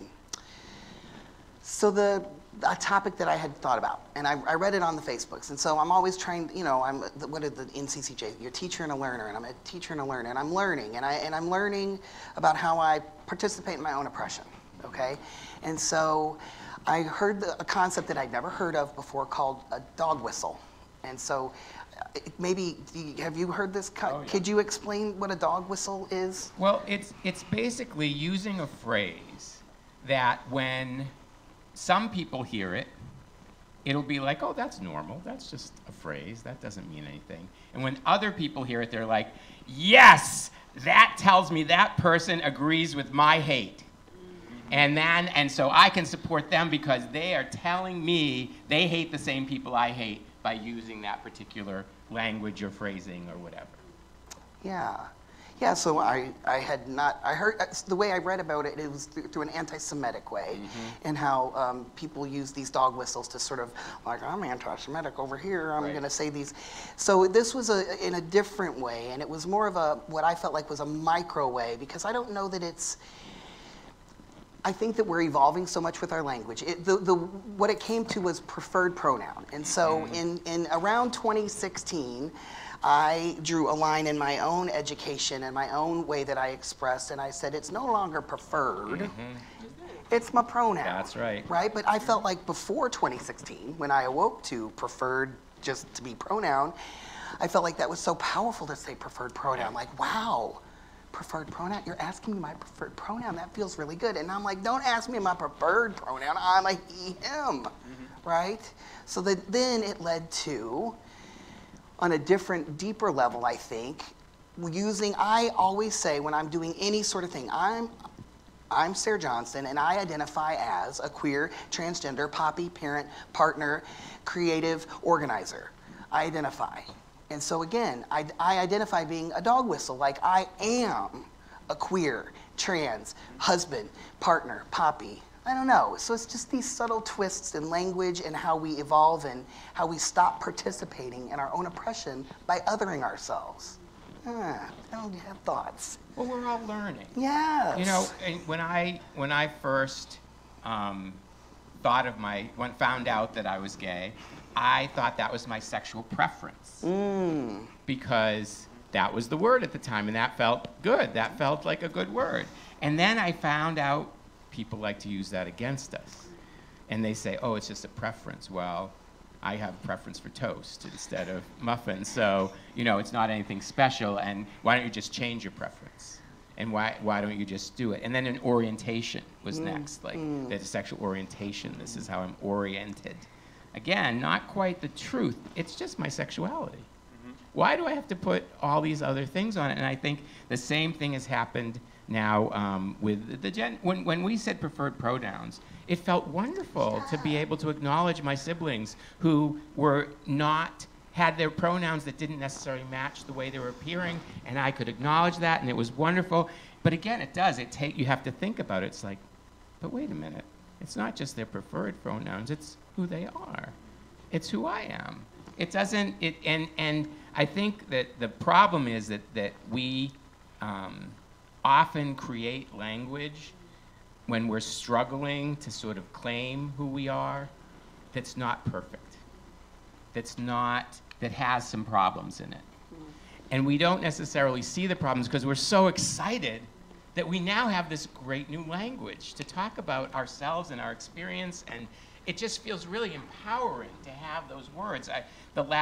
On the last panel, you know, when one of the panelists said that they'd always been that way, they just didn't have the words to describe what was going on.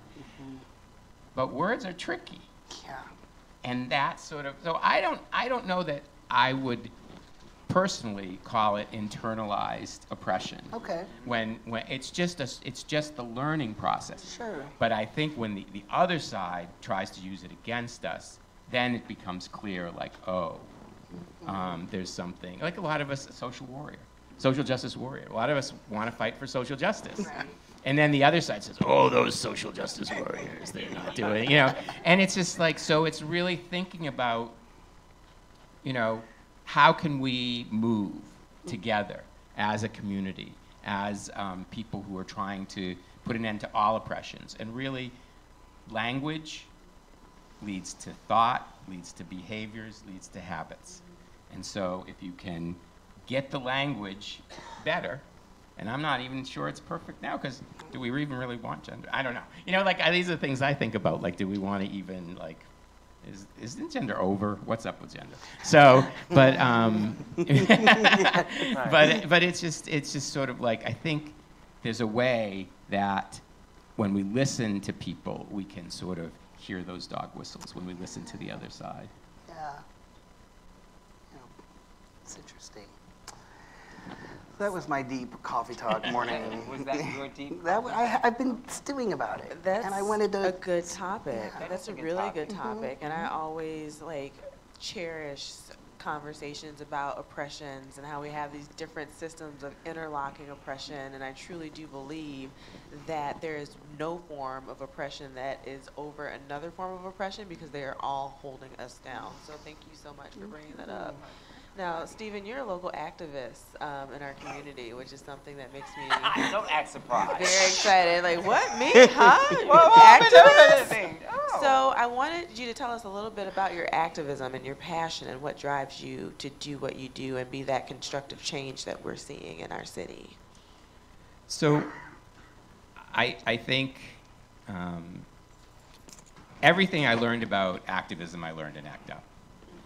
And Explain to people what ACT UP and is. so ACT UP was, it started in New York in response to the AIDS crisis, but it was all over the country. And so I was I did some national actions and went to New York for some actions and went to DC.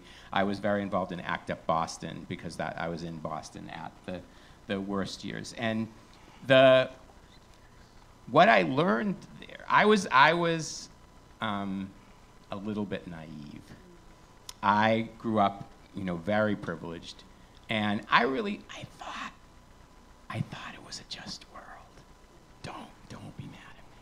I really thought, as a youngster, that we lived in a just world, that things would work out, that everything, the systems were set up to help us, and the government was there to make people's lives better, and that people who worked hard got rewarded. And all of this stuff that's such bullshit. But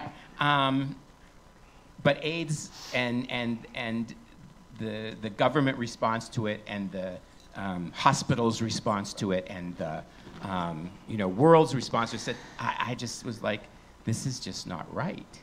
And what that did was open a door to say, if they're lying to me about this, maybe they're lying to me about a lot of other things, like how black people are treated in America, how women are treated in America, how immigrants are treated in America, how poor people are treated in America. All these isms, classisms, yes, how people who have different abilities are treated in America. It just was like the onion kept peeling back and peeling back. And so when I got to St. Louis, I was struck in the face, like the first week I was here, with racism. I went to look, came here, and I was going to work at the downtown office of Webster University. And I went looking downtown for a place to live. And I literally had people tell me, don't rent here. Like, not like just people on the street. The actual agent at the building where I was trying to rent said, oh, you don't want to live here. And I'm like, what do you mean I don't want to live here? It's like, this is not, you don't want to live, you don't know, you're not from St. Louis. And I was like, no, you don't want to live here. And I'm like, what are you talking about? And it was like, because I was white, and everybody who lived in the building was black, as if that would be a problem for me. And you didn't want to live on a state street. And I didn't want, and it was just like, it was a week one education about the Del Mar Divide as I looked for a place to live, and about racism in St. Louis. And while I was still sort of focusing more on LGBTQIA activism at that point, it really made me aware that St. Louis was a place where there would have to be, I would have to make race as part of my conversation. And I'm sort of, I don't know that I, even on a Sunday, I dare say this, but I might start following the example of that sister who was up here, Sister Nancy, which if you know me, that's a big deal. But I have been named the fly in the ointment in the St. Louis LGBTQI community by some. And I like the idea of the sand in the Isn't that shocking? No. No.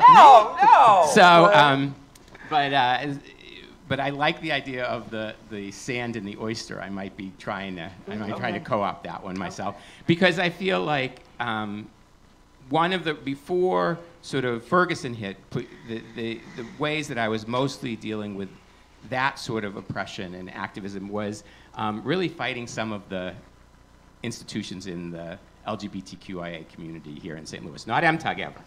We love MTUG. We're always room for growth. But there were a few. It wasn't just the one who shall not be named.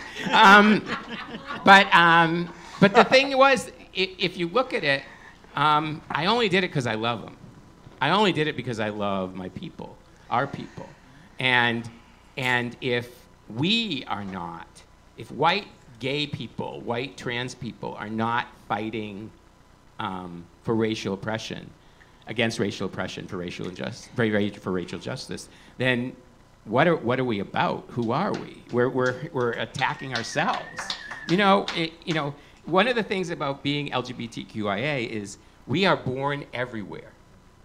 We are born in the poorest slums. We are born in the richest mansions. We are born in all colors, all religions, all races. We are everyone. And so if any one of those oppressions is happening in the world, then LGBTQIA people are oppressed.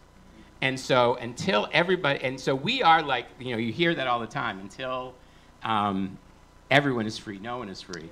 And our community Gotta get free together. Yeah, and our community is like the perfect example of that, because we are everyone else. There's really no one in the world who isn't part of our community. Right. Some part of that community is part of our community. And so to me, it's not a question of like, why be involved in activism? It's more like, why aren't you involved in activism? Right. It wasn't, just, that's sort of where I stand on it. So that's what my passion and drive is, that all people are freed from all oppression. Because until that happens, none of us are free. Right. I'll just say, in the 5.5 years that MTUG's been doing the work, and you've been online doing your agitation, and I would get kind of my hackles up, and my wife would be like, "What are you all crabby about?" I'm like, "Stephen Holdsworth, making me crabby." And she would just gently say, "You probably have something to learn from that human, right?" Because I know that when my hackles come up, they come up because I am justified in the come up, but oftentimes it's because I need to learn. And so you have been a seed or a grain of sand in the oyster of my work, Stephen Holdsworth, and I appreciate that, even though it got on my nerves sometimes. I do appreciate it. I appreciate that space. You should be on the receiving end of some of those posts. Right, because there's always growth that needs to happen. There's always growth. Yes. And one thing that Stephen and I talk about all the time is how we take different paths, but the outcome is still the same. Like, we still want oppression to stop. We want transphobia to stop, and we want everyone in our community to live their best authentic lives. Yep. So, Stephen will take road A, I take road B. As long as we meet at the end, that's to us all that. And people think we don't like each other, and I don't know why. I have no idea why. I have no idea why. So for the record, they like each other. We do. We do like each other. We do like each other. We work together on several projects, but people think, oh my God, I go to certain meetings. I've heard that even at those certain meetings, there are people who like me. Yes. I'm like, oh God. And sometimes I get ready to go to certain dinners that are held in September, and I think to myself, God, is Stephen going to be there? And if he sees me crossing this line, what will he have to say? Yes, I'll be there. Yes, Stephen will be there. I think, here's about this. If you have been agitated by me in any way, by my Facebook posts, right now make a donation to MTUG.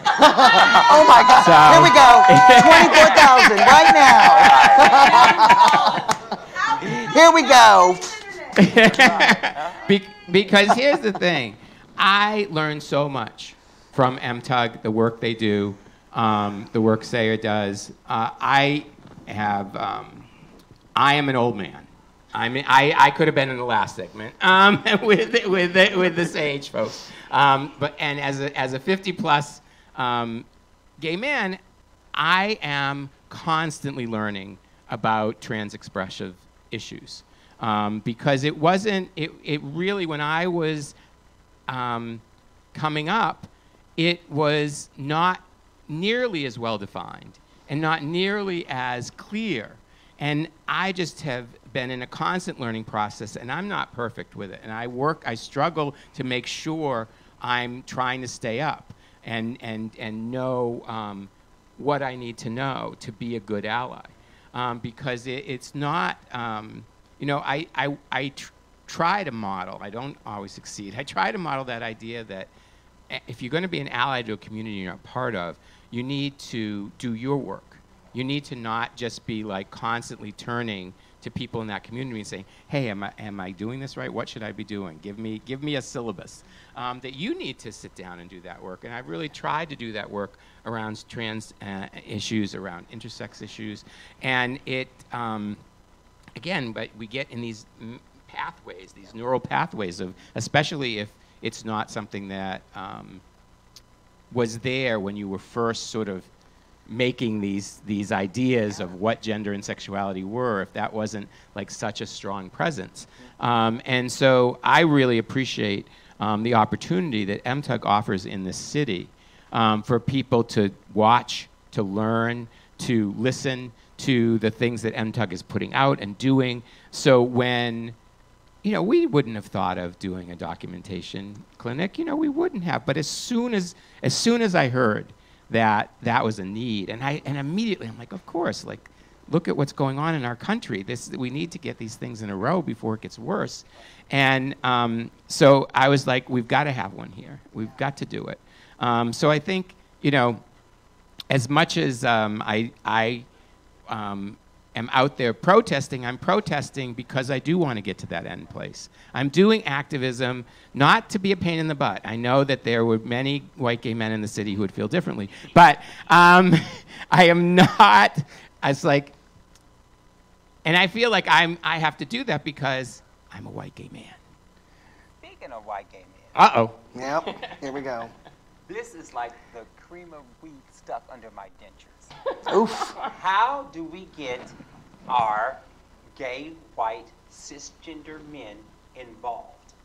Because I get mad because you read my op-ed, I was there during the AIDS crisis. I was there during Don't Ask, Don't Tell. I organized the march when you got your butt kicked on the parking lot of the complex. I've been there since day one when you needed marriage equality. You know how many fundraisers I did for the marriage bus to get them to Iowa and then to get everything passed. But now that I need you, you haven't said a peep. So how do I get... Peep. No, not you, but I mean, our not only our gay men, but our lesbians as well. How do we get them involved in standing in solidarity with us and protesting with us and helping us? Because I tell all my friends, you have the privilege. You can help me with your privilege, do the things I need to do to help my trans siblings. But again, it seems to be falling on deaf ears. And you are the exception to the rule because we've been there in many fights together. So how do I engage? Is it education? Is it throwing a temper tantrum? Is it burning down a gay bar? What do I have to do to get them? I'm not opposed to any of those. I don't know, because shaming doesn't seem to be working as well as I'd hoped. I did that. I did that. But I think it is. I think it depends on the age of the person a lot. I think that the generational issues in the white gay male community, and I think for a lot of men my age and older, trans is something that wasn't really integrated in the same way when they were coming up. I was at a debate in the 80s about whether we should add the T to the community. Literally, it was a national convening where one of the workshops was, should the T be added? Because You know, HRC didn't start with a T and has never been very good. It doesn't have an I in it. It doesn't have an I in it. Even my beloved task force didn't start with the T. They now are very good on trans issues, but they started as the Gay and Lesbian Task Force. Right. And you know, in the early days, there really just was not that awareness, and so there does need to be a lot of education. And I think that is an important component in that age. I think for younger white gay men, I think that they get it much more. I think they're much more connected to the idea that we're all one community. Yeah. But it seems like right now, with the current administration and the Department of Health and Human Services trying to say transgender people can no longer change any of their documentation, I need their privilege. Yes. I need their help. Yep. I need their support, and they don't seem to. This is what I get all the time. I ask, well, we don't know what to do. We don't know what to say. Just come with me. Do something. And I just am at my wit's end on trying to, Next thing I do, I have to start calling out folks by name, I guess. I don't know. Tell them you're going to stick Steve Holes with them. I think like looking back at that and thinking about what we can do is all about education. That's most definitely key. And I think that it never hurts to ask what you should be doing, but you shouldn't put that emotional labor on the targeted communities and on the marginalized groups to constantly be teaching what we have to do to move forward. That's similar to what allyship is, but at the same time, knowing when you have to step forward and then take a step back. So I think it's about that delicate balance of knowing what to do. We got deep there for a minute. It was good. It was good. That's good. Mm-hmm. So if you are a white gay man, cis white gay man, now is the time to donate. $24,000 is what we're going for. Open your pocketbooks. We know you got it. So when you ask Diana, what should you do? When you ask Leon, what should you do? Steve Holes is going to tell you, give money to MTUG. That's what you should do. Because you got the money, open your wallets, give it to MTUG. I say sometimes when I stop going to dinners and stuff because it's a shame how much ridiculous amount of money is raised and then it goes to another city. And I think to myself, how could we use that $300,000 right here in St. Louis? Come on. That's why I'm outside. That's why I'm outside protesting and not in at the dinner. Because they've asked me to be on their diversity committee, and I said no because number one, there's no I. If you read on their website, there's not one mention of intersex. And then someone said, well, they said something about Intersex Awareness Day. I'm like, but I'm not even a definition on their page. So we can start there. As an organization, it seems like if you get them involved, then everything else trickles down because, everyone always follows the HRC gays, most of the people that I know. So I just, like I said, I'm frustrated, and some of the trans people that I hang out with are angry because no one is saying anything when we've been there. Because we have to remember, Stonewall was started by a trans woman. Of color. Of color. Marsha P. Johnson. And sometimes I think people may have watched that movie Stonewall too much, and that was a whitewashing. I protested that too. Did you protest that? And especially with the 50th anniversary of Stonewall approaching, come on, we need to do something as. Ooh, don't get me started on Reclaim Stonewall. Yeah. Maybe we should get you started on Reclaim Stonewall. If you don't know that hashtag, go on the social media things. I'm an old man, I do Facebook, that's about it. But go on all of them and look at that hashtag, Reclaim Pride, Reclaim Pride, Reclaim Stonewall. And there's a big push in New York.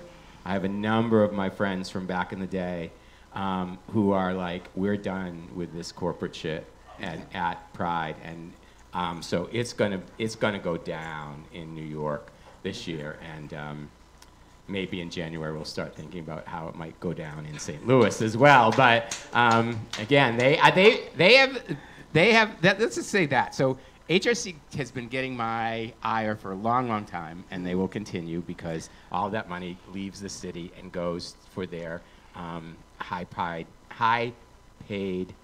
employees who steal. I'll just say it because they can sue me. Steal other people's work and slap an HRC sticker on it. So the real work is happening in places like MTUG, in small local organizations all around the country. Yes. That is where the real work is happening. That's what the folks who, $24,000, when you compare that to what's made at one HRC dinner, it's just like, and that money should all be going here. There's no reason for it to go anywhere else. But anyway, but Pride has actually done some things I really like in the last couple of years. You might notice I haven't been as attacking Pride lately. They're like down to number like 3 on my hit list from number 1. And the stuff that they're doing that's not the parades. Can I just say a little bit about that? About how wonderful that is. The Pride Center, the support groups that are offering there, the youth support, the ongoing educational activities, the openness to community activities, the gathering place, all of that, I'm just like 100% behind. And so that sort of took the edge off a little bit of how I feel about the big party. Because I love a big party. I just, like my whole thing is I just want Pride to say, this is just a big party. Like that's what we're doing. We're doing a big party. It's mostly for gay white men. And if they said that, I'd be like, okay, do the other things you do. But they say it's for all of us. They say it's for the whole community, and that's where I get a little bit like, whoa, is the whole community here? Is everybody represented? Is it accessible to everybody in the community? Is it, is what's going on? That's where I get that. Like, but I love a big party. Okay. I think I'm about to be kicked off. No, we have this discussion all the time. Yes. And there's some of us on the Pride Board who are trying to change things. Absolutely. And we're it's that ship is hard to steer when sometimes the leadership is not. Yep. Yeah. And I would just like to acknowledge too something that's very important is there's like a learning edge and there's change that comes from conflict, and that's the only way that we can move forward because we have different ideas, we have different perspectives, and that's the only way that we're going to work through this together, because without each other we can't navigate this. Right. That's right. That's all we got is each other. That's right. And just us. That's what I said. It's time for us to take care of us. And us is the entire alphabet. It's not just the trans people taking care of trans people. It's the community taking care of each other. Because when you break it all down, we're one big happy family. We're one big, I'm not happy, we're but one big family. We're one big family. Because my thing is, if they'll come for me, they'll come for you. So don't think marriage equality is not on their radar, because they always start on the weakest, and the weakest link, and the most, like when animals prey, they prey on the weakest link. So right now they think trans people are the weakest link. But we're going to show them, oh, hell no, we are not the weakest link. And then we're going to find out and stand and fight back. That's right. But we need help. I need your privilege to get things done. I need you to understand your privilege. Your privilege. And at least acknowledge your privilege. And use it for good. Yeah, use it for good. Right. So, Yes. that's all right. Yes. All right. All right.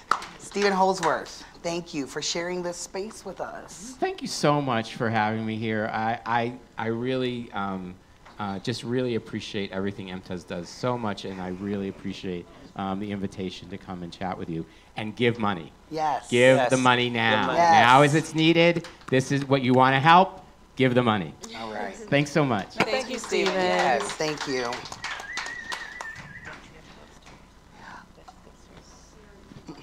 Yep, and you're going to do Joss, and here we go. Oh, okay. Yep. All right. All So Sayers for another interview, and we're gonna finish off our coffee talk. Coffee talk. Coffee talk. Coffee talk. Coffee talk. Okay, and so we're gonna invite Josh and Amy to come up. Josh, I know you. I know you. Yes, get on up here, lovely human. Woo! Oh, we got walk-on music. Oh.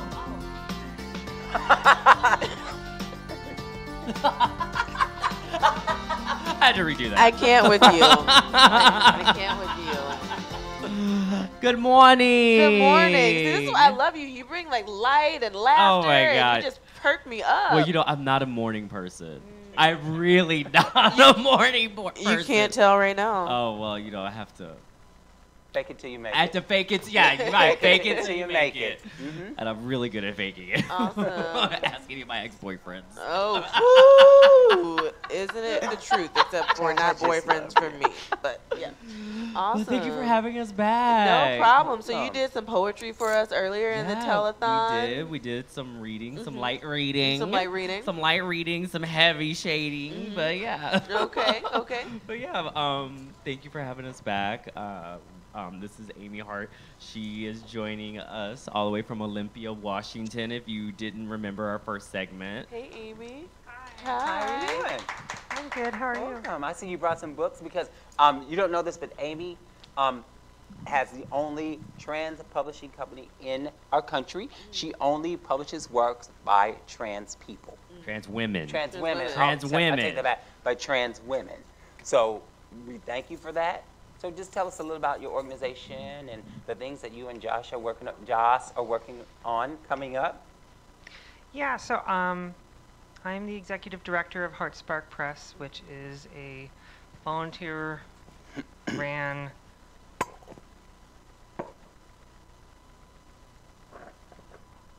trans woman-led publishing nonprofit that publicly publishes the stories and lives of transgender girls, transgender women, and KMAB non-binary people everywhere. And we're an international organization, so our board is comprised of people from all around the world. And we are trying to make a huge change in the world so that girls like us have a voice out there. That's amazing. That's So wonderful. when did you first think of this concept? Like, when did it come to you? And what steps did you take to make it happen for any of our future business ventures out there? Well, Joss and I attended the workshop hosted by Topside Press in 2016 in New York City, and It was a trans women's writers workshop. Yes, Yes. the Trans Women's Writers Workshop. And a lot of us were facing the same issues with publishers, queer printers, like people who were like putting stories out there. They were routinely ignoring trans women, and especially trans women of color, because we were trans. Like, our stories were suddenly less worthy unless they fit a certain mold of, you know, born in the wrong body. If you were straight, like, the narratives had to be a very specific way. So a few of us from that workshop said that we were done. We're going to change. Become our own gatekeepers. And become our own, yeah. Basically becoming your own gatekeepers and helping facilitate those narratives and stories that are about your community and about your experience, and not relying on other gatekeepers who are not in those circles, in those communities, not allowing them to have power over your story. Right, exactly. Representation is key, and it seems like that's a lot of what you're doing there, and you're making these voices and these stories visible and heard around the world, which is absolutely amazing. Yeah, we've got a Bandcamp, so we've tried really hard to work on accessibility. So we've got books in print, we've got books on Kindle and EPUB. All of the ebooks, all of our books are available as ebooks online, and they're pay what you want. So that way they're financially accessible. We've got a YouTube channel which has tons of videos of only Hours of footage. hours of footage, including this amazing human here. I've been in front of a camera a time or two. But the whole idea is so that we have a legacy that really speaks to the reality of us being on this planet. And we have an amazing workshop that we are bringing to St. Louis next April. Tell us about that workshop. Yeah, so the workshop is going to be a collaborative project between myself, Metro Trans Umbrella Group, and Heart Spark Press. And it is going to be a trans-exclusive writers workshop for St. Louis trans writers of color, with a strong emphasis on trans women of color, and then coercively assigned male at birth femme-identified writers of color. And it's going to be led and facilitated and organized by trans women of color writers, myself being one of the co-facilitators. So it's an idea that I have been approached by people in the community before, but I had always felt that I wasn't ready to do something like that, that, you know, there was that imposter syndrome that creeps into our minds, and I'm like, oh, I'm not that experienced, I don't know how to do it, and eventually I had kind of a realization this year. I was like, you know what, I think I am ready, because I want to give back to the community in ways that it has facilitated my growth as a trans woman writer and poet and performer in St. Louis, because with MTUG and this trans community in St. Louis, it has done so much to uplift me, my work, giving me space to share my writing. So I wanted to give that back to emerging trans writers of color here in St. Louis. Well, I can say, you ready. You ready. We ready. You ready. So can I come to the workshop? I don't think I know how to write a recipes. Yeah, of course you can come to the workshop. Yeah. Yeah, I'll come to the workshop because I can write a recipe, but I may write a story or two. You can learn how to write a book. Yes, please. And the thing about the workshop, we want it accessible, so it's not. There's no fee to apply. Just submit, or attend. There's no fee to attend or to apply. We just want you to submit your application. I've been posting the application on my Facebook, Josh Spartan, but there'll also be some more social media posts and campaigning going forward in the next couple months to get the word out, to get writers applying, and yeah, it'll be April 2019. Okay, just let us know what we can do to help get the word out and spread it out. Yeah, you can apply at heartsparkpress.com/workshop. heartsparkpress.com/workshop. And if you want to see more trans programming in the city, donate now, $24,000. Yes, donate, because donate. This organization and this money being raised is helping facilitate programming like this and projects from the trans community, by the trans community here in St. Louis. For the trans community. For the trans community. So unless you're donating to MTUG, it's going to be harder for our communities to come together and do these kinds of projects in the future and create a lasting legacy of the work and the activism that we're doing for the trans community here in St. Louis. So donate.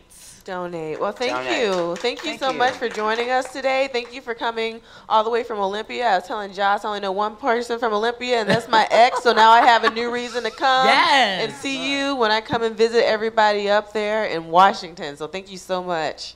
Thank y'all so much for having us. It's good to have you back. Thank you for inviting us back. All right, so now we're going to toss it up to Sayer. No, not yet. Not yet. Oh, well, we can keep talking. Yeah, let's keep talking. We got some more kiki time. All right, so tell us a little bit about the book that you're holding right here. Oh, okay. So these are my children's books that I've illustrated and written. They are, I believe, there are hardly any children's books written by trans women for trans girls. And I wrote both of these books for a child in my life that needed to hear that it was going to be okay. And acknowledge the realities of being trans in 2018. That's amazing. That's amazing. Well, thank you so much, and we are going to. Now we got to stretch some more. So we're going to stretch some more. So tell us a little bit about life where you come from, up in your neck of the woods, and are there any specific programs up there for folks who identify as trans or trans expansive? And is that nothing like this? Nothing like this. No, there's not. Heartspark is, I think, the only one right now in Olympia that's actively holding events. Right. We also went on tour last December. This time last year, we went on tour together. Heartspark helped organize the Transsexual Empire Strikes Back tour. Ooh, that sounds like a lot of fun. Were there lightsabers or? There was a lot of fierce reading. Okay. There was no turfs. No turfs. That's good. But Heartspark was integral in the organization of that tour, which brought trans women writers from around the country and from other countries together. Wow. And we toured we went to Minneapolis, Madison, Wisconsin, Chicago, and Vancouver. And You're making your way around. And little old me was on the tour, my first tour. All right. I'd never been on tour before. And you didn't tell your mother? I didn't tell. Well, you know. I'm sorry. You just say, "Mama, I get around." Well, you already know I get around. Honey. My first tour that was outside the outside Midway bus truck stop, honey. The first one outside the Midway truck stop. Like daughter, like mama. But no, we should. You know what? We should put an event on like that here in St. Louis. Yeah. Yes. Because one thing I always say, I'm tired of events happening in other cities. Why? It's time that Missouri and St. Louis stop being a flyover state and city. Yes. We need to start having things like that here. Yes. Because when you bring workshops and stuff like that here to St. Louis, it helps educate. It helps our visibility. It helps and people. It strengthens us. So strengthens us. Tech awesome stuff. It's exciting. Well, we're going to take it and we're going to toss it up to Sayer upstairs for another interview. Bye. Bye. That's right. That's right. My whole idea was to do it on the phone, but what's the matter? Oh, hello. Thank you. I'm here with Bear Bergman, and I'll read. Hey. You gotta get up. They gotta change the We're set. going to be doing a Skype interview, and I'm going to tell you that Bear is a writer, a storyteller, an educator, an activist, and the founder and publisher of children's book publisher Flamingo Rampart, which makes feminist, culturally diverse children's picture books about LGBTQIA+ kids and families. He writes creative nonfiction for grown-ups, fiction for children. He has an advice column, Asking Bear, and was the co-editor along with Kate Bornstein of Gender Outlaws, The Next Generation. These days, he spends most of his time making trans cultural competency interventions any way he can trying to avoid stepping on Legos, which I can totally relate to. Bear. Welcome. Thank you. Thanking at 8 a.m., whatever it is now, 8:30. Thank you for taking your time to tell me. Yep, I can hear him. Thanks for taking your time and sharing space with us on our fabulous second annual telethon. So I want you to talk to us about the project that you're working on. A children's picture book press that developed because there were some ways in which we felt was failing children. Most of the books that included or bi or queer or trans content were focused on a narrative of harassment, violence, isolation. And then at the end of the book, there would sort of be this very milquetoast tolerance moment. And then people would decide not to the kid who was different anymore. And, you know, it began to become really clear. We probably were teaching children, actually what those books all taken together were teaching children, was that when someone comes out to you about a response, is to be horrible to them about it. So that was one problem. Another problem was that the books that were incredibly, mostly, were very boring. You know, the whole plot would be something, people have two dads, and that's not terrible. The end. Right? Which, like, thank you, that's a step. But we really began to think about what it would mean to make books that were good stuff, beautiful illustrations, adventures, mysteries, problem solving, shenanigans, tomfoolery, mess. which are the things that children actually enjoy in a children's book, and also have the queer and trans kids and families and communities in those books that are well, where everybody's well and loved and fine. Another issue is that children's literature is overwhelmingly white and overwhelming boys as main characters. And so we also thought, well, if we're going to try and make something, make it considerably better. You know, let's go the full way and really make work that represents the ways that our communities actually exist, which means ethnic diversity, cultural diversity, gender diversity, body